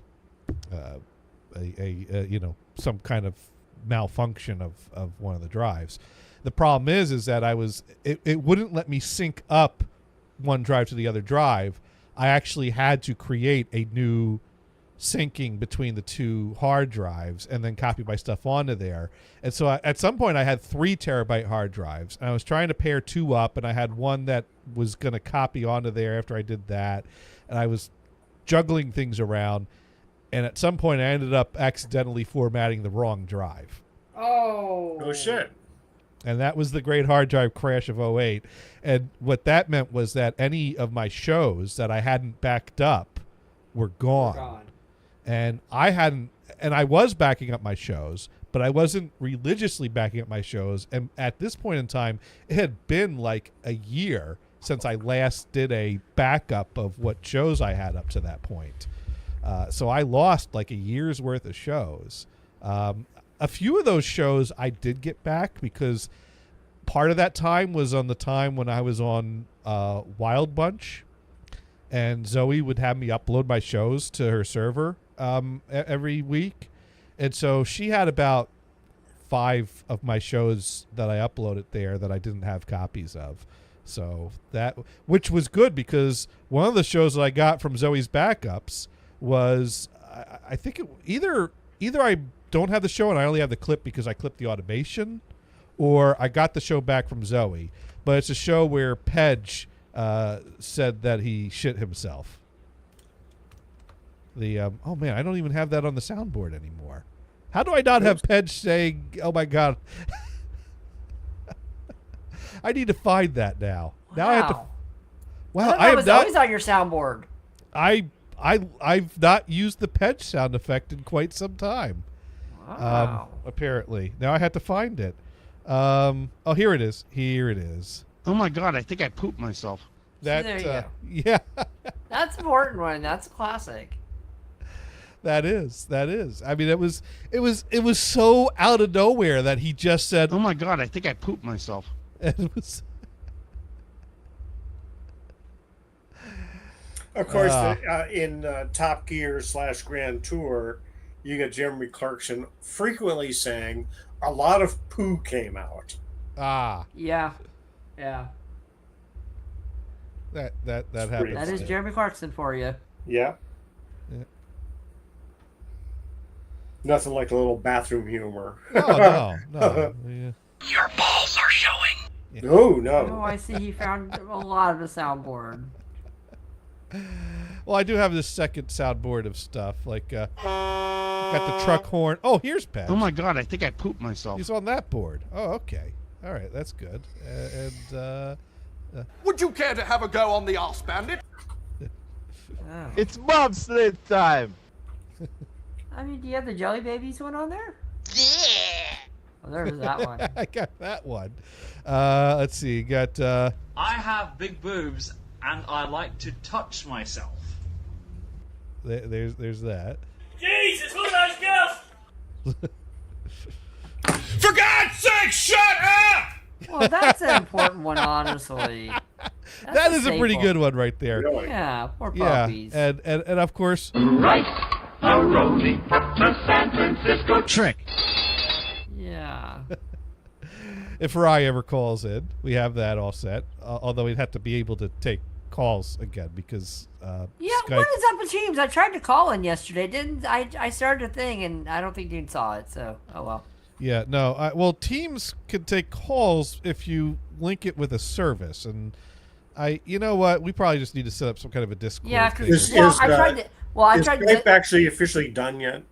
Is that gone now? I think the date is past that it was supposed to be done, but it's still signing in. Well, I hear everybody that so- has money in the account, it won't renew, but it'll let you use it up. Okay, so Skype's not fully turned off now. It's not fully turned off it's until going you off go, in until you're done with stages. your money. Then it's gone. Since the billionaires don't want to issue a refund to people that still have money in it. No, they're Right. supposed to finish that off, and then your account goes. Because like I tried to start. We'll give you some Bitcoin for your extra money. There you go. Oh. Yeah, I tried to start a meet yesterday. I'm like, okay, well, I guess it's the only way you can call it is start a meet conference, and it didn't work. Dune didn't answer, so I was like, okay, well, it's fine. Skype officially shut down on May 5th, 2025. Microsoft retired the service, shifting users to Microsoft Teams Free as its replacement. The thing is, it's crap. I'm sorry. It's okay. Ranting is corporate based. It's meant to be for corporate. It's not for people that just want to like use it to call their friends. I'm sorry. It's not fun.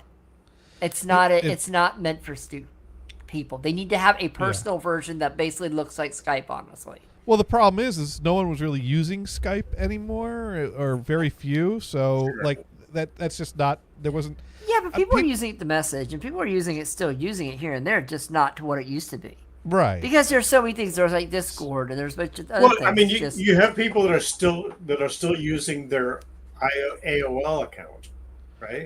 Well, my big issue with Teams is that Microsoft can't just make one version of the app that works for all functions and leave it the fuck alone. Because notice, it's not that they move Skype users to Teams; they move them to Teams Free, which is not exactly the same as the business version of Teams. Well, that's how it was with Skype, honestly. There was Skype for Business, too. Right, but Skype for Business was basically just a Actually, I would rather use Skype for Business. It was way cleaner than regular Skype, but they wouldn't let you use it. So at some point, Skype for Business was just a link, but with Skype skinning and image. That's what it was. Which it was, and they were coexisting. Some companies had links, some companies had Skype, but at some point they were both the same product, just with different. And then they just closed branding. them both down before the free version of Skype and turned it into Teams. Right. Because when I installed Microsoft 365, it just puts Teams on there now. But here's my issue. So when I work from home, I use my personal computer, but I use it to remote into my work laptop so that I can control my work laptop from my, desktop with my keyboard and all my stuff here and switch between those two machines as I need to. But I also sign into my corporate Teams account from the Teams app on my personal computer. So that's the only thing I use Teams for on my personal computer, is to sign into the company account. Yeah. Well, when Skype decided to shift things over to Teams Free, it did something on my computer that converted my version of Teams to be Teams Free focused or whatever. And so at that point, it wouldn't let me sign into my company Teams account anymore because it was the Teams Free. Jesus, that's a good feature. And it was a pain in the ass to fix that. I had to, you know what? I don't even remember what it was I did to fix it. But I actually reached the point of being on the phone with Microsoft support, and they knew it had to do with Teams Free trying to do it. And the guy I was talking to on the phone was reading things from Microsoft's database or website, and you could read yourself. He had no clue how to fix it, and the things he told me to do weren't fixing it. And I don't even remember how, because I had uninstalled it and reinstalled it like 20 fucking times, and it was still trying to steer me to Teams Free and sign in with my Skype. Oh, you know what it was I did? I uninstalled Teams from my computer and rebooted it, and then reinstalled. No, sorry, I misspoke. I uninstalled Skype and then rebooted, and then my Teams worked again. So if you have Teams and Skype installed at the same time on your computer, it will make Teams. Because from talking to him and talking about Teams Free, that's when I realized, that's the event that broke Teams. By Skype running and setting up the alarm bells like, hey, you should use that instead. And we'll break it for you too, so you can stop using it the way you have been. Yeah. So yeah, unstalling So Skype. note to self, here is a good reason to have a separate computer for personal stuff and business stuff. And I do have separate computers. It's just that sometimes it's convenient to be able to just bring up a Teams window on my personal computer to respond to someone. Sure. No, I totally get it. So I guess I could just call Dune on Discord if he has Discord open, but that's another full giant app that you shouldn't have to have open. But that's the direction the world's moving in. We're not. When's the last time anyone called in to a show? I haven't even signed into Skype on this show in like at least a year. Sure. Sure. The only time I've used Skype in the past 5 years, I think, is when I call Brian when he doesn't show up in time. Hello, Chicago. Exactly. Yeah, I can't do that anymore. Goodbye, It's like- Chicago. I guess. goodbye, Chicago. No, and I guess people are either using Facebook Messenger still. I haven't installed that. I don't, whatever. But or they use Discord. The problem is my Discord's connected to Twitch, and I have so many Twitch subs right now because people keep giving me free gift subs. I have so many on there. So I have 40 different servers on my freaking my Twitch right now, or on my Discord right now. 40 different ones, and one of them has over 25,000 people in it. It's huge. It's like, oh my god. I don't know why. I think it's an American thing. We don't use WhatsApp. Oh, what are you talking about, Brian? Everybody I know uses WhatsApp. Because you everybody can call, uses WhatsApp. You can text, you can message, whatever. No, you Brian, can do it all. everybody uses WhatsApp. What are you talking about? Everybody I know uses WhatsApp. I have. My whole family uses WhatsApp. I use WhatsApp. I have one guy that uses it, and I haven't used it with him. I haven't WhatsApp with him in a couple years. Well, that's because you're old, and you talk to old people. Okay, maybe that's the answer. Why don't old people use WhatsApp? No. I don't know. I'm old too. I don't use it either. I've been using WhatsApp since 2018, guys. So I don't know. And he's older than me. Am I really? I think you are. 2018. That's when you got. See. Here's the thing. When I went to Singapore, we had actually. She's older. She was like a kind of a tour connection. She showed us around Singapore, and she said, "Oh yeah, here's my WhatsApp account." Mm-hmm. I go, "Oh okay, I'll have to install that and sign up for an account because I don't use that." But she was older, and this was 2013. Yeah, actually, WhatsApp's pretty cool. It has a really good Windows Store app that I use all the time. So I catch up on my audio and my video messages right through there, and it's like it just sits in there. It's pretty good. Sure. It's pretty handy. Sure, but we could use that for the show, replacing Skype. It's funny. I don't know. Maybe people don't. I don't know. People want to read.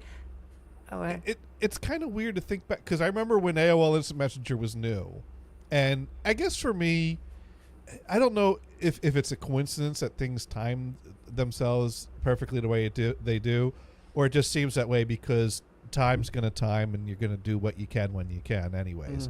But AIM became a thing early into my college years, and that's when it really became a thing.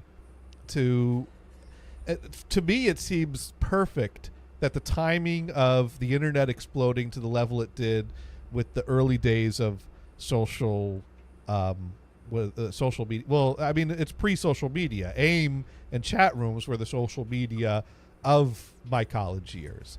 And that allowed people that went to high school together and went off their separate ways to college to more stay in touch because you started exchanging AIM information. Well, there was AOL, there was LiveJournal, what people used. There was IRC, there was Tumblr at the time was still around. Was around. It's still around actually. Well, Tumblr's gotten a resurgence, which is pretty funny. For me, IRC was about meeting other people that I otherwise would have never met. Yeah. The Sailor Moon group or whatever chat rooms you ended whatever being regular in. But whereas AIM was about keeping in touch with people you knew in real exactly. life, but then also there were people that I knew in the Sailor Moon chat room that became AIM contacts. I think Fluxy, I was chatting with on AIM for a while, and Felicia, had a couple of those and whatever happened to Fluxy? She disappeared.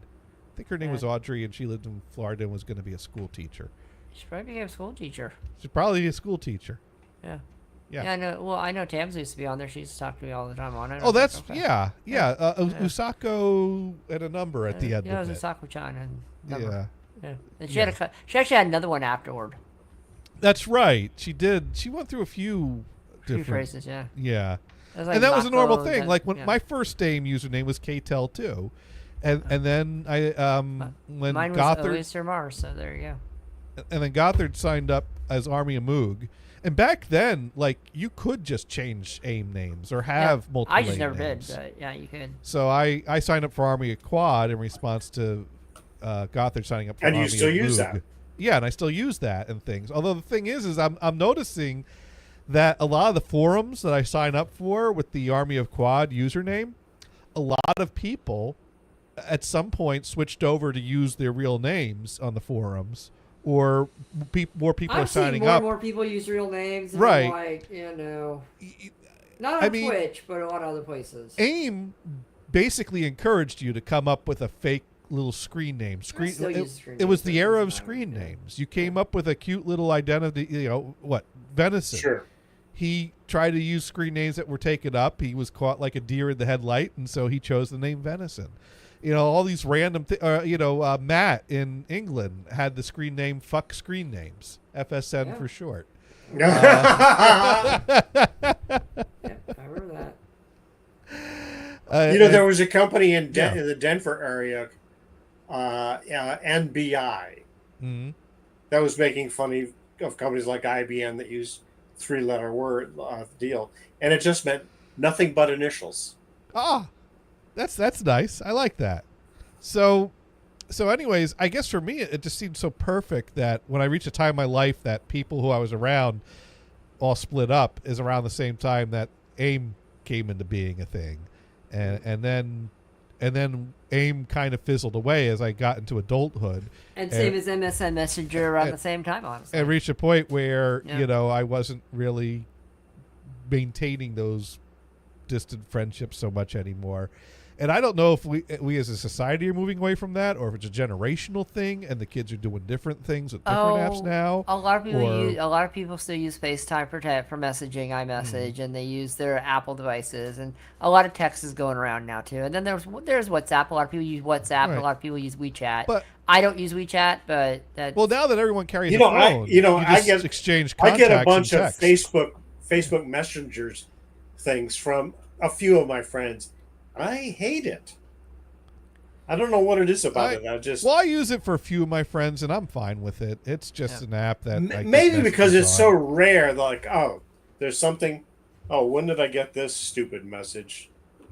And it's it's typically some meme that I don't really care about. Well, Gothard will send me funny things that he It's like, sees, why didn't you just do this meme on Facebook? Is it because some people are offended by it? Because it's just for you. Because it made them think of you. Like Gothard will send me things that are audio related, or it's gonna make me cry, man. Yeah, whatever. Yeah, but I don't give a shit, really. But anyways, no, it's all good. But I guess the thing that the real major shift was we seem to have shifted away from the era of anonymity on the internet. Still pretty much there. Well, that's what I like about the fake name is you can be anonymous. I mean, right. Hey, let's see, who am I here?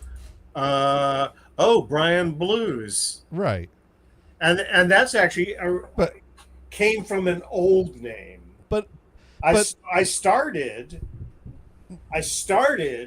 in a guitar group back when Yahoo had groups. Right. I started off with Blues Brother Brian. Well, one guy started calling me BBB, and I didn't really care you're for the better that. biz if you're The over Tri there. B. Well, see, confused. So anyway, I shortened it to just Blues Brian, but then it says that's kind of dyslexic, so now I'm Brian Blues. Yeah. So, anyways, or is Brian Blues dyslexic? I mean, when Facebook basically put a policy in place that you have to use your real legal name, that was a real shift away from. And then I remember back in The interesting thing is that I know a number of people. I may that not have be fake friends names. with them. Yeah. That still use it. I was like, that's clearly a fake name. Well, it's selective enforcement. Basically, Sure. someone needs to complain, which is an issue because one reason people will use a fake name on Facebook is if they have a stalker or harasser that they're trying to just avoid and stay away with. Sure. And someone who is being harassed, having something you can hold over them, like reporting them for using a fake name on Facebook, is a way that a harasser can continue to be a fucking prick. And then Facebook backs that shit up. And because when you get flagged, Facebook's policy is you either show us a photo of an ID that proves that's your real name, or we suspend the account. And that is where people who are the victims of abuse have really kind of pointed out that Facebook is enabling What cracked me up is abusers a with that friend of policy. mine had an account for her cat, right? And when they wanted this was on Twitter, wanted the account updated with an age, the person came up with an age and says, well, you're not old enough to qualify. It's a fucking cat. Anyway, so Twitter deleted the account. So Give me it's a fucking break. But you know what I noticed? It kind of, on the one hand, I don't know. There's some good and bad things about this, but back when I would work at Tharco, there were mornings where I come in, and if it's a slow morning or I'm waiting for something to complete, I got a computer imaging, I got my coffee, and things are kind of caught up. I might bring up my Yahoo Mail page, and there'd be like little news headlines in the email page of Yahoo. Back when I used the Yahoo email address, and I'd kind of browse through the news stories, and you'd open them up, and every news story had a thriving comment section. And Yahoo groups were amazing for that stuff. Right, and I don't even know that it was the Yahoo groups. It was the comments of the news stories. Just a news story, sure. And you could leave a comment anonymously, and you could say whatever the fuck you wanted, and you would see people all sides of any aisles saying, angry, nasty stuff. And then you could just type in nasty stuff back to them. And, and it's the type of thing where, is that the best of society? Is that a good thing? I probably not. But I don't think it was necessarily an awful bad thing. If I said something stupid back to someone that said something stupid, I went on my day. I didn't let it fester and turn into thoughts of violence or anything like that. But some people might feed on things like that. But at some point, I guess there was too much anger and too much rage coming out from the anonymous comments that's not a thing anymore. It's pretty rare to find a place that will let you leave comments without signing in and basically attaching your name to it. Yeah. And on the one hand, maybe it's not a bad thing that we took away the ability for people to hide. But on the other hand, maybe it's not a bad thing to encourage people to really say what's on their mind in a platform where they feel safe saying it, hiding behind this little shield. Gators. Well, but I don't know. I mean, why do I still have a fake account that hasn't been shut down? Mm-hmm. Because no one's complaining. No, I make it so that people won't complain. Right. I do once in a while make mistakes, and then I delete the comment. I want you guys to look around on Twitch. How many people have used their real names on Twitch? That's a good point. Well, I think they're probably mostly fake names. Yeah. Right? I would say 98% fake names, honestly. People don't want to be doxxed. They don't want people to know where they live. People don't want that stuff. Maybe it's a thing that goes through lulls and swings, because there's some areas of life that we used to be anonymous that we've shifted from using a anonymous screen name messenger to, I guess, Facebook, where you have to have your real name, phone numbers, which are tied to your real name. Yeah. And see the thing is, but then I guess Discord uses screen the names. thing is like, and like you said, Twitch. Never post your phone number on social media. No. Never post Right. your birth date. Like Facebook, the big thing is your birthday. Yeah. Oh, happy birthday. I don't really give you. And then if the person died, oh, happy birthday in heaven. What the fuck, man? I went to hell. Or my favorite was when Nick was getting all aggressive about people posting on Facebook, hey, where did you go the first time you flew on a plane? And Nick's like, well, this could be a security question, so don't answer it. Of course, I answered it, and I answered it honestly, because the first time I went somewhere in a plane, I went to the airport. Oh, that's a perfect answer. That is. In fact, I'm in a group from my high school graduation, and there's a number of people in there, and they says, "Oh, do you still remember that phone number that you had when you grew up?" Of course, Yeah, I do. everybody does, right? Yeah, I remember. Yeah, I That remember. phone has been disconnected probably for 50 years at this point. I wonder if that number rings anything. I'm not going to we- try it. Should we try? I'm gonna see No. if it does. I'm gonna set up one of my Google accounts to go to that. Honestly, There you go. I'm gonna steal it. Get like a Magic Jack and do it. Or find out if it actually is now a cell phone and it can receive a text. So you have some automation that sends a text every 20 minutes. Oh, I wouldn't want to bug people about that. That's not cool. No. That's not cool. That's No, not well, cool, for man. a while, I retract it. for a while, I when I moved to Maine, when I moved out of California, Yeah. I needed to get a phone because all my time in California, I never had my own personal cell phone. I kept the work phone. Yeah. Tharco issued me a work phone. It was on a monthly plan, so it cost them nothing for me to just give that number out. Plus, California was actually, when I first moved out there, I put in a landline. I had a landline, and then I got rid of it. But well, actually, I went through phases with landlines because Sure. Comcast offered it as part of the package at times, but then I did Sure. away with it because I had the cell phone. But yeah, so I was doing that. Well, I have a Vonage box still, which was my original landline. Yeah, but At I haven't one had point a that had landline. DSL. I haven't had a landline since, well, I guess when I moved back to Maine, the trailer had a landline, but that was because signal sucked in that area. But point is that I was using the Tharco phone. So when I was getting ready to leave Tharco and leave California, I had to actually get a phone. But I had to get a Right. phone that would work in Maine because I was planning on trying to settle down in Maine. So there was a carrier based out of Maine and Vermont and New Hampshire, the New England area, that had the prices that were acceptable to me. So I tried to order one, but they wouldn't send it to me because they didn't have their own service in California.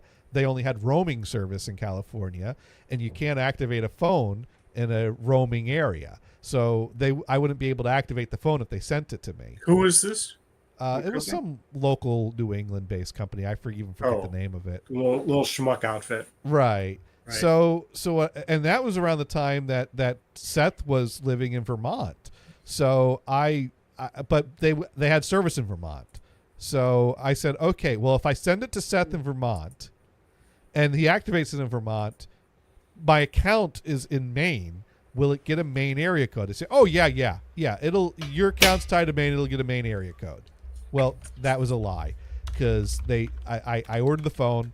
I have it sent to Seth. Seth activates it and then sends it to me, and then I have my new phone, and it was activated with a Vermont area code of 802. Right. And, Okay, so I got a split. Have fun, Brian. Yep. All right. Bye. Have fun. Take it easy. What'd you learn?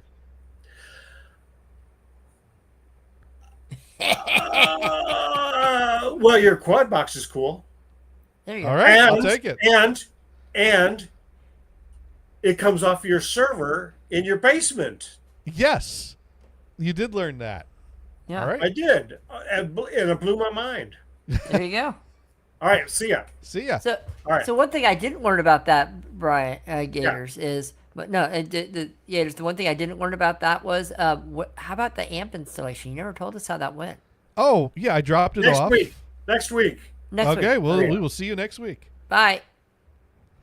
Dropped it off. Took an Uber home. A few hours later, they called me. It was ready. Took an Uber back there. $350. No extra charge for parts or anything. They used everything Cool. I provided. And done. Let me guess. done. They just took a big old. They just drilled a big old hole in the firewall and said, "There you go." They they did a good job because I had to pop up the hood and really had to kind of look like, oh, okay. They used all they did it really nice, and they Oh, tucked good. it away nice, and they did a really good job with it. That's awesome. Yeah. Glad to hear that. So anyways, where I was telling this story. What was I telling the story of? Oh yeah, the phone. So I got the phone activated with a Vermont area code, and then but the thing is that the phone had service in Maine, Vermont and New Hampshire, but not in Massachusetts. So What is it, a cell phone or a regular phone? It was a cell phone. It was roaming in Massachusetts, is what it was. That's so weird. Oh wait, this must have been a while ago then, right? It was a very small cell company based out of Maine that had their. Wow. So it would work and all across the country, but it'd be roaming. So, and it activated in Vermont, so I got a Vermont area code, even though I'm living in Maine, and it was working fine. But then when I moved to Massachusetts, because that's where I ended up finding work, I was roaming all the time. And then the phone company was giving me nasty grams. I was going over even though it was an unlimited plan, there were asterisk unlimited, because they didn't want you to use up a shit ton of data while roaming. So they were having a hissy fit over the amount of data I would use. Like, hey, I'm doing what you said I could do. So excuse me. And they're like, no, we have subsection 8, paragraph 3, line 20. That doesn't apply to roaming data. You are limited to this much roaming data. So you're like, oh, that's nice. And you kept doing it. So they were getting bitchy at me about all the roaming data I was using. And I said, look, I moved to Massachusetts and I still have 2 years left on my contract. And they're like, well, but that's the limits. That's the terms of it. I'm like, well, okay, can you let me out of my contract? And they said, well, you'd have to pay the penalty of that. And I'm like, no, I don't want to pay that penalty. So could you waive the penalty and move me on? Otherwise, I'm going to keep using roaming data because this is where I live. This is where I use the phone. So you could either deal with the roaming data or you can let me out of the contract. And they basically, told me I could pound sand because if I keep using the roaming data, they'll eventually shut it off or whatever, blah, blah, blah. And I'm like, well, if they shut it off, does that mean they disconnect your contract?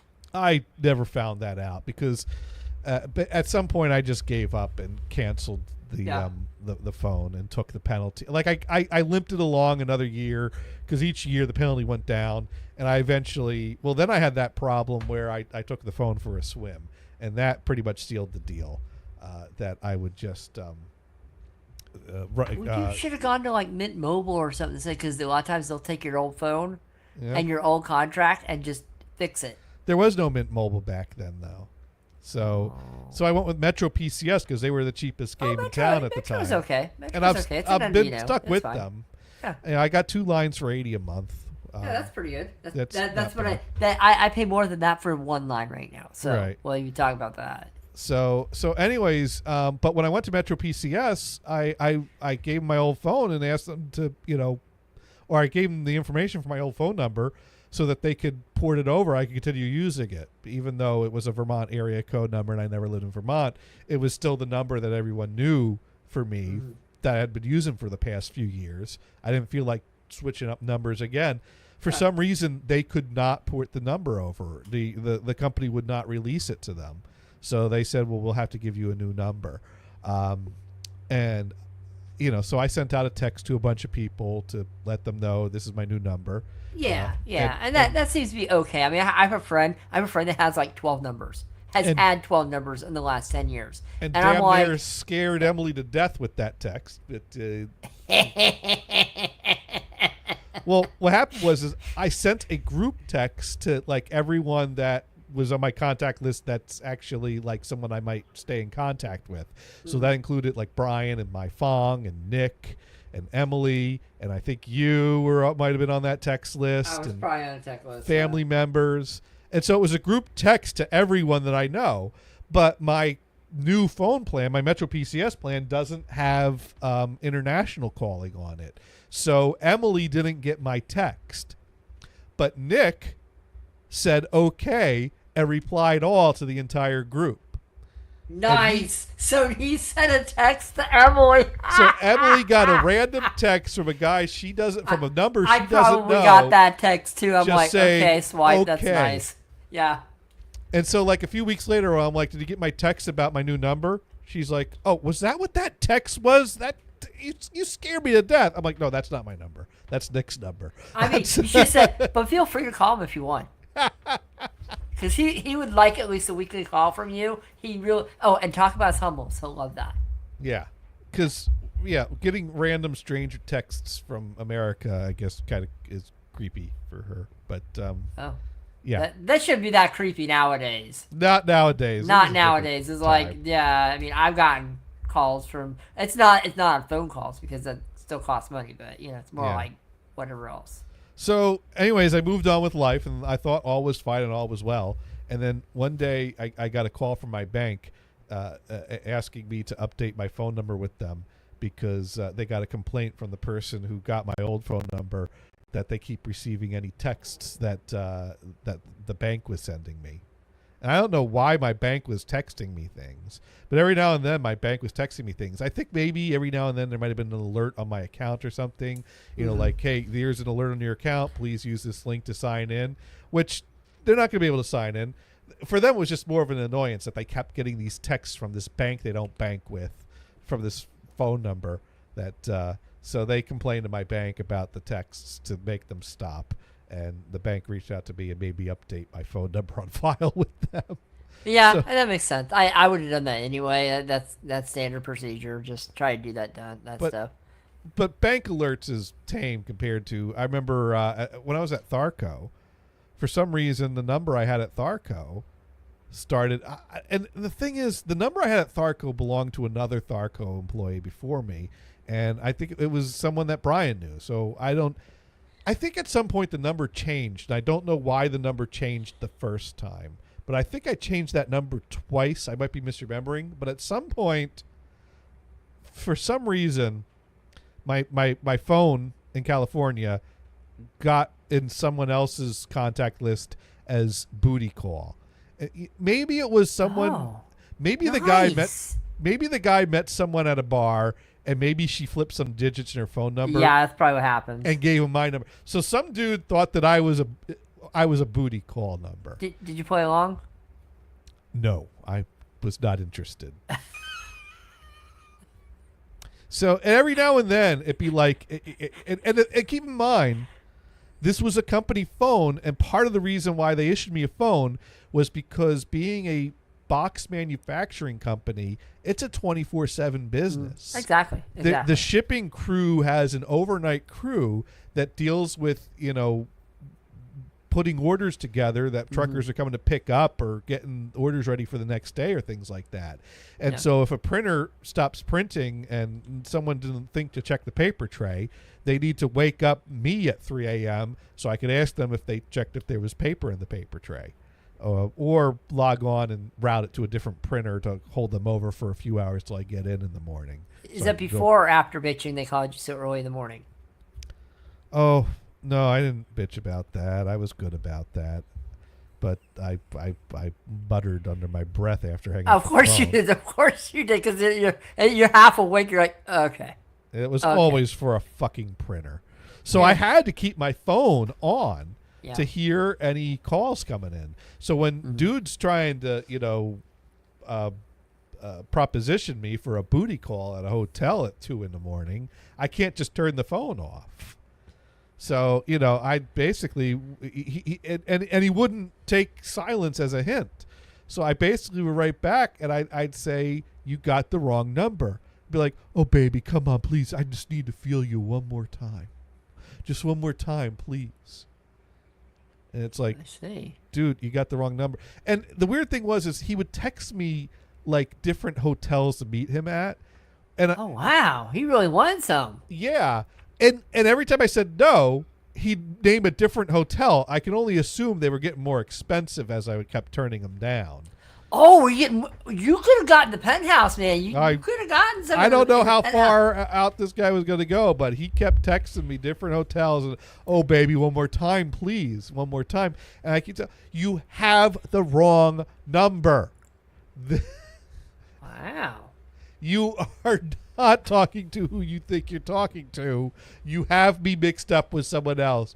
And he just was not having it. Oh, baby, please, one more time. Well, that's when you go online, find a random pic of a BP and send it to him. So I think at some point I didn't even think of that.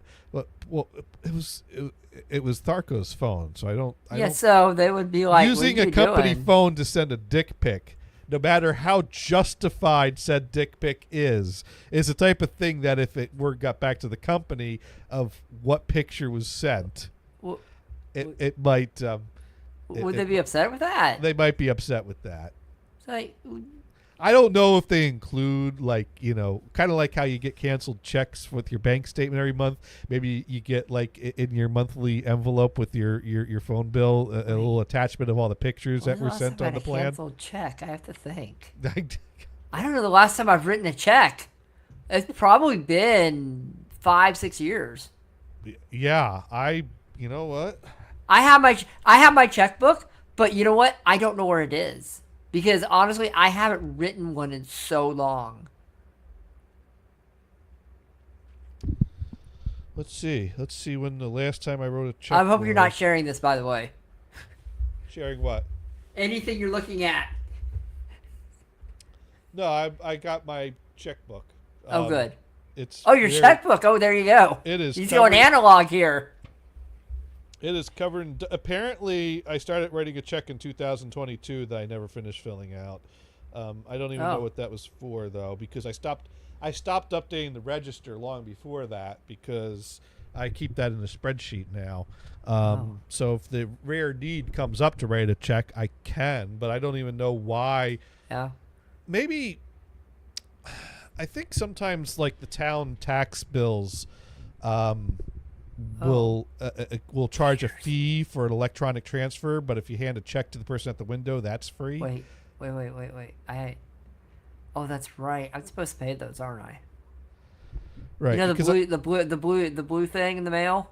Right. Well, the like the car registration, car excise I don't tax. Have that. I don't These have are that. things that they're like 50-cent fees to pay electronically through the website. But if I go down to my town hall's window and just hand them a check, there's no expense for that. I mean, I got that city tax thing in the mail, but I never never paid that. I never paid that. Never paid that. They never got my name right on it, so I never paid. Well, you were in an apartment, so it didn't matter at the time. I live in a condo, so I just never pay it. The apartments, I just threw them away anyway. Yeah, because I don't care. There's some kind of that was for the fire service, right? That it was for our city. It's like the fire service.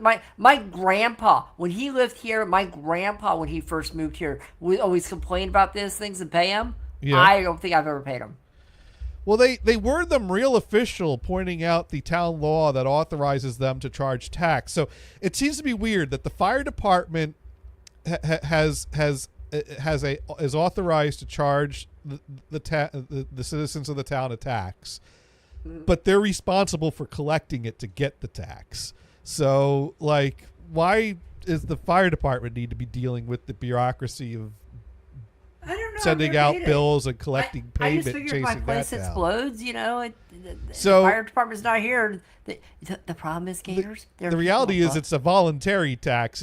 Now, there are some towns where if people don't pay those types of fees, the fire department will just come out and watch the house burn down. Well, think of it this way, Gators. There are people above me. So if my that place was my fire, thing. My thing was California don't roll like that. When you read stories about the fire department watching someone's house burn down while they're like being screamed at to do something, and it's like, you didn't pay the tax, so you don't get our service. And then like the response is, I'll pay it now, just get the fire out. And they're like, no, it doesn't work that way. If we did that, then everyone would just wait and only pay when their house is on fire. And then we have to hold you to your decision here to not pay us, and we're just going to sit here and watch your house burn and make sure it doesn't burn down the houses surrounding your house of the people who did pay the tax. But I figured, California don't roll like that. It was like southern states that I saw that news stories like that coming out of, and B, I didn't own that building. I'm pretty sure the owners of the building were paying their taxes. I hope so. Your next door neighbor's place caught fire, didn't it? So and they came out and they put that out, and basically it just charred my door a bit and filled my apartment with a bunch of smoke. It's cool to have a charred door, though. Oh yeah. Well, they repainted it eventually. It's easier to just look for the charred door. That's mine. Yeah, it's fine. Yeah. And besides, I figure, if the fire department doesn't want to put out my place, I have insurance. It's fine, right? My thought is that is not the proper way to fund a fire department, to have them sending out, like, dude, I pay my taxes. Mm-hmm.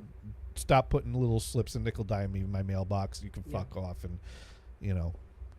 not my problem that you can't come up with a good system to fund your Speaking of nickel and diming in the mailbox, you ever get those mail where they give you like $1 in your mail in the mailbox? You should do such and such, and here's $1 to every day you can earn $1 if you do such. Have you seen those? They give you like $1 or something in the mail. No, I got a Jesus prayer rug, but no dollar.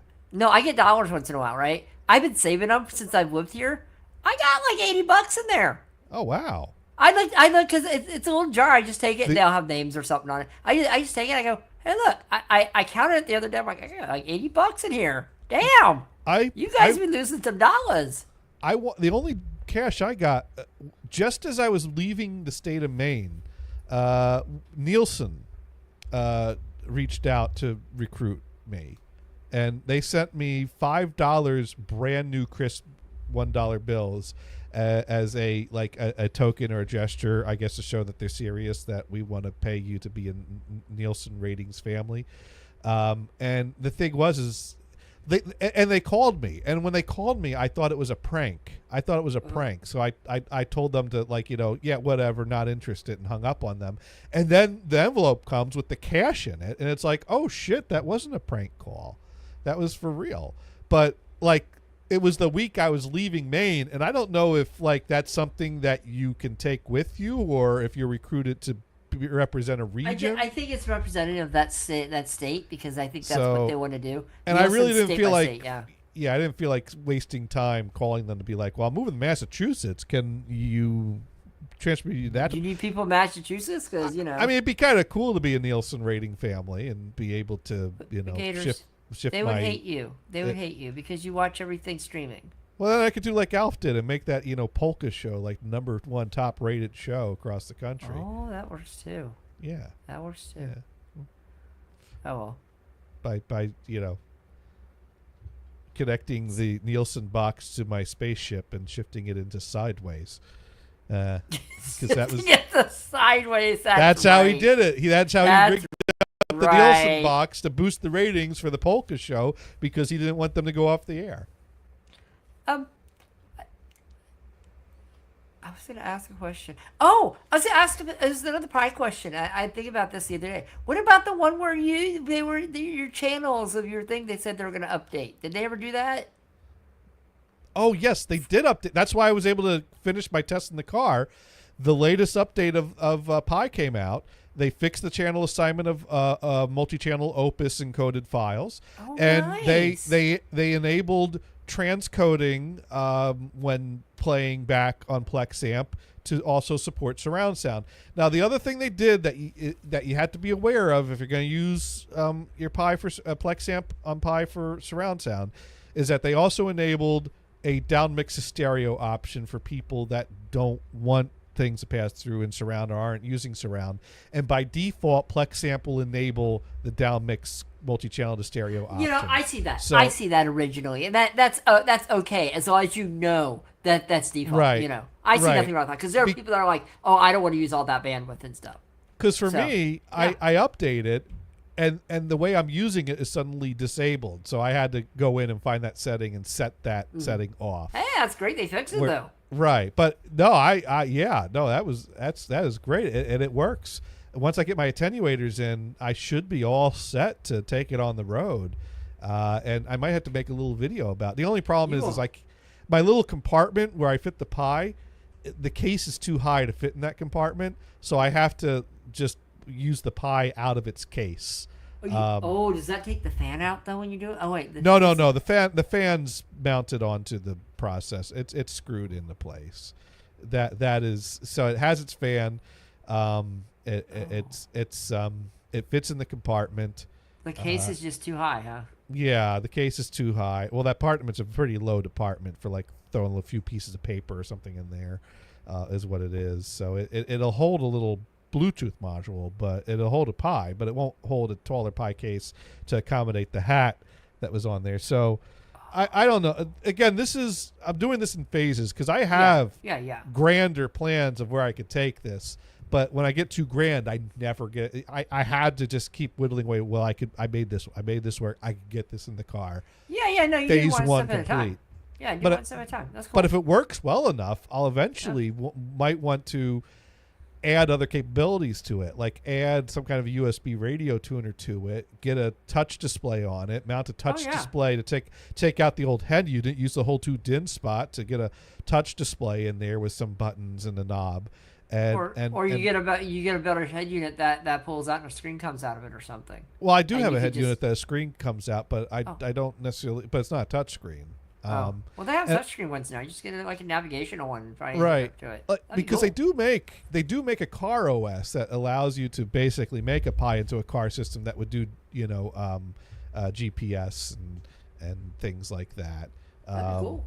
But I don't know if I can run that and PlexAmp at the same time and have them play, because that's the thing. PlexAmp and the sound card are basically hard coded to do what I wanted to do. If I start pulling other apps into it and other things into it, I don't know if it's going to play. Are you doing this on a Pi 2 or 4? No, Pi 5.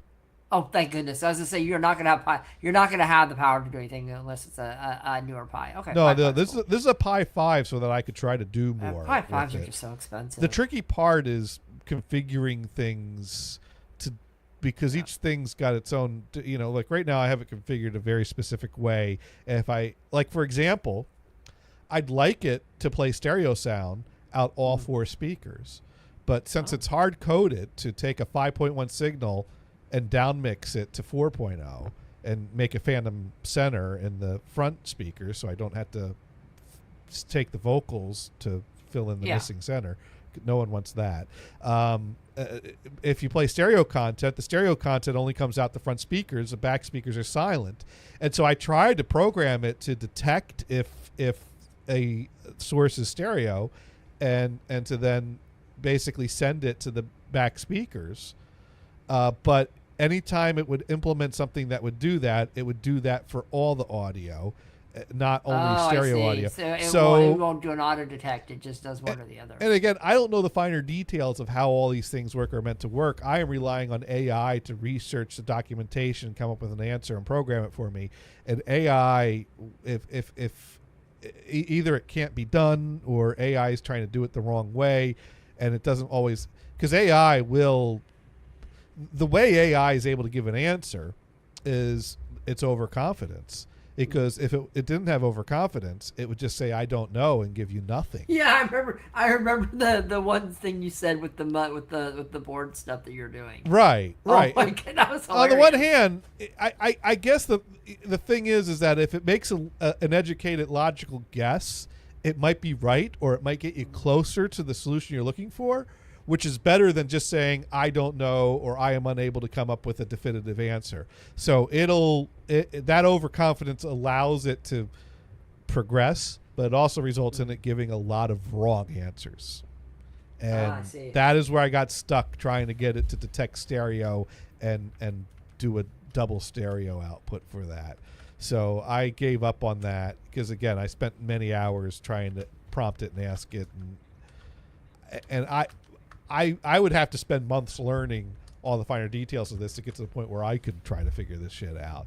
So I just don't have that kind of time to devote to this. Having AI be able to kind of like be my little assistant that I bark orders at and it comes back and does it is what allows me to actually use what time I have to do as much as I can with it now. So we'll see where this goes. It might not evolve to another phase. It might end up. You might find something online that says, "Oh God, this looks cool. Let's do this." It'd be great if I found someone else that would collaborate and advance it further and share some knowledge. With me. Exactly. But exactly. There's not. I think I'm the only one I know of that's doing anything like this.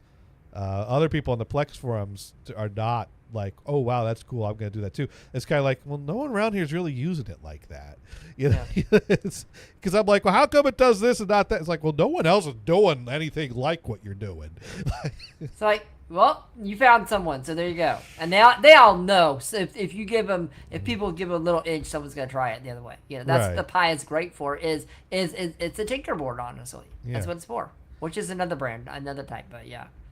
But anyways, I do have to I'm pulling another double duty this week, going into the office 2 days, even though it's supposed to be a one day, because I had already agreed to go in on Wednesday to cover a conference room event that they requested support for. And whenever someone... see if the conference room's going to work or not?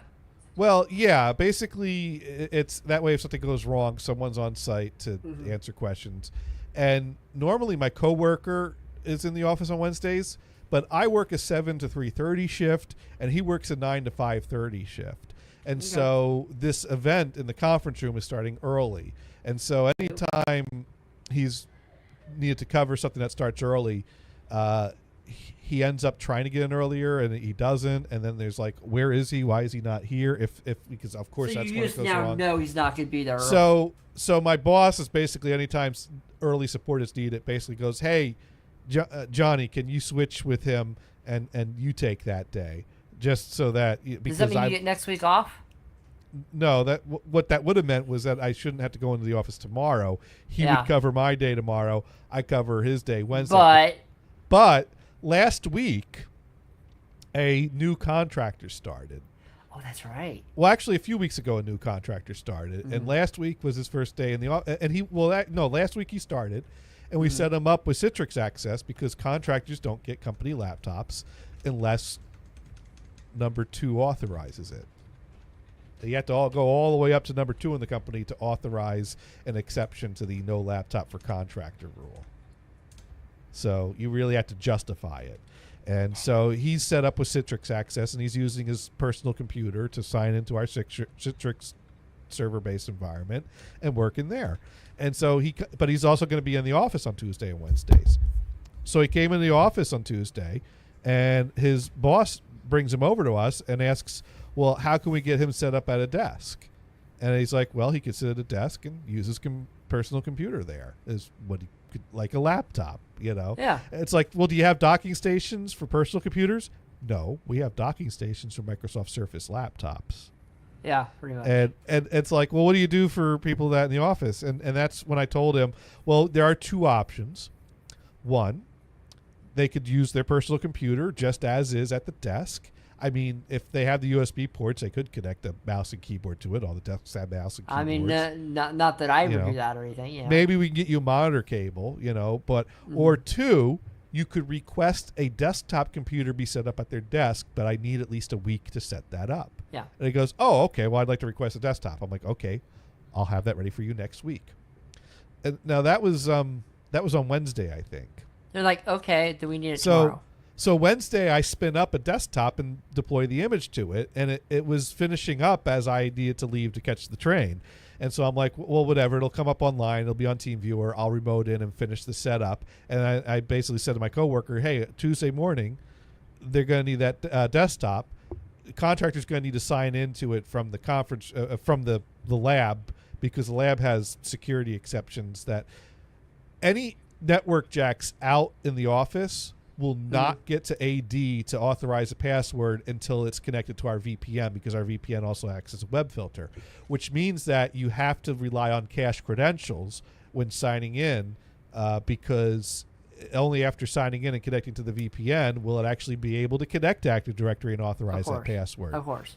Which means that the first time you sign in, you have to do it from a network jack that has an exception to that rule and doesn't require the VPN to be connected, which is our network jacks behind the locked door in the IT lab. I see why you do it. Right. So when I give someone a computer, I bring them into the lab so they can sign in the lab, get their credentials cached, get them signed into the VPN, and then disconnect, make sure it connects to the Wi-Fi, and then they're set to take it to their desk, and they're set until the next time we need. So I need this person, or I could sign in as myself, connect it to VPN under my sign-on, do a switch user, and then it will be able to check the credentials while it's doing the switch user count. Either way, it's a pain in the ass to get someone signed in. Yeah, it's a pain in the I would say it's a pain in the ass, but I see why you guys do it. So I was like, hey, coworker, he'll come in, you'll be in at 9, he'll be in at 9, the desk will be ready. Just, switch days on Tuesday, just have him sign in and then set it up on his desk and he should be good. Here's the thing, though. I get home, I log on Thursday to finish setting up this desktop. The fucking computer went to sleep mode. Oh, no. So it's got no Windows updates. It's got no patching applied. It's not been encrypted. So I guess what you're doing tomorrow morning. So you know, I don't want to send. I'm not going to send my coworker in there to have a desktop that's not ready to go and have to deal with hustling that while two people are staring at him to finish it. So I was like, fuck it. I'll go in tomorrow. I'll get in at 7. That gives me 2 hours to, you know, get some of this done and have it ready to go enough to get on the desk. But I still have to go in Wednesday to cover the conference event. Plus we have another conference room that's broken that the sound system stopped working. What? So conference room support's also coming in Wednesday. They're coming in at 8:30, which is also earlier than my coworker will be in. So I got to meet them in there too. So yeah, I need to be in 2 days this So week. we might get some conference room content next week for Sparky. Yeah. I hate that room. That's a room that's got built-in sound, but it's outdated now. So Oh well. So yeah, so it's another 2-day week for me. Ooh. But hopefully I can get back to my 1 day a week for the last few months I have that. Yeah, pretty much. Because in the summer you said you have to do 2 days But again. July it's going to be 2-day weeks every other week. Now it's I see. now it's supposed to be 2-day weeks once a month. Mm-hmm. So this month it didn't turn out to be that way, but I guess it is right now. It is. So June's going to be my last month that I might only have to go in 2 days a week, 1 week in the month. Mhm. But we'll see if I get through June without having to do that. So yeah. Insert. Oh, wrong button. The point is, you've again been listening to Insert title here. But Nice. we do try to be educational here. So Brian learned just how awesome my pie was. Yeah. But Mars, what did you learn this week? I've learned Momo loves the outside and can make long meows. That's how you know she loves it. With I all know. the meows. And let's see. I learned that Brian had to leave early today. He didn't even say why.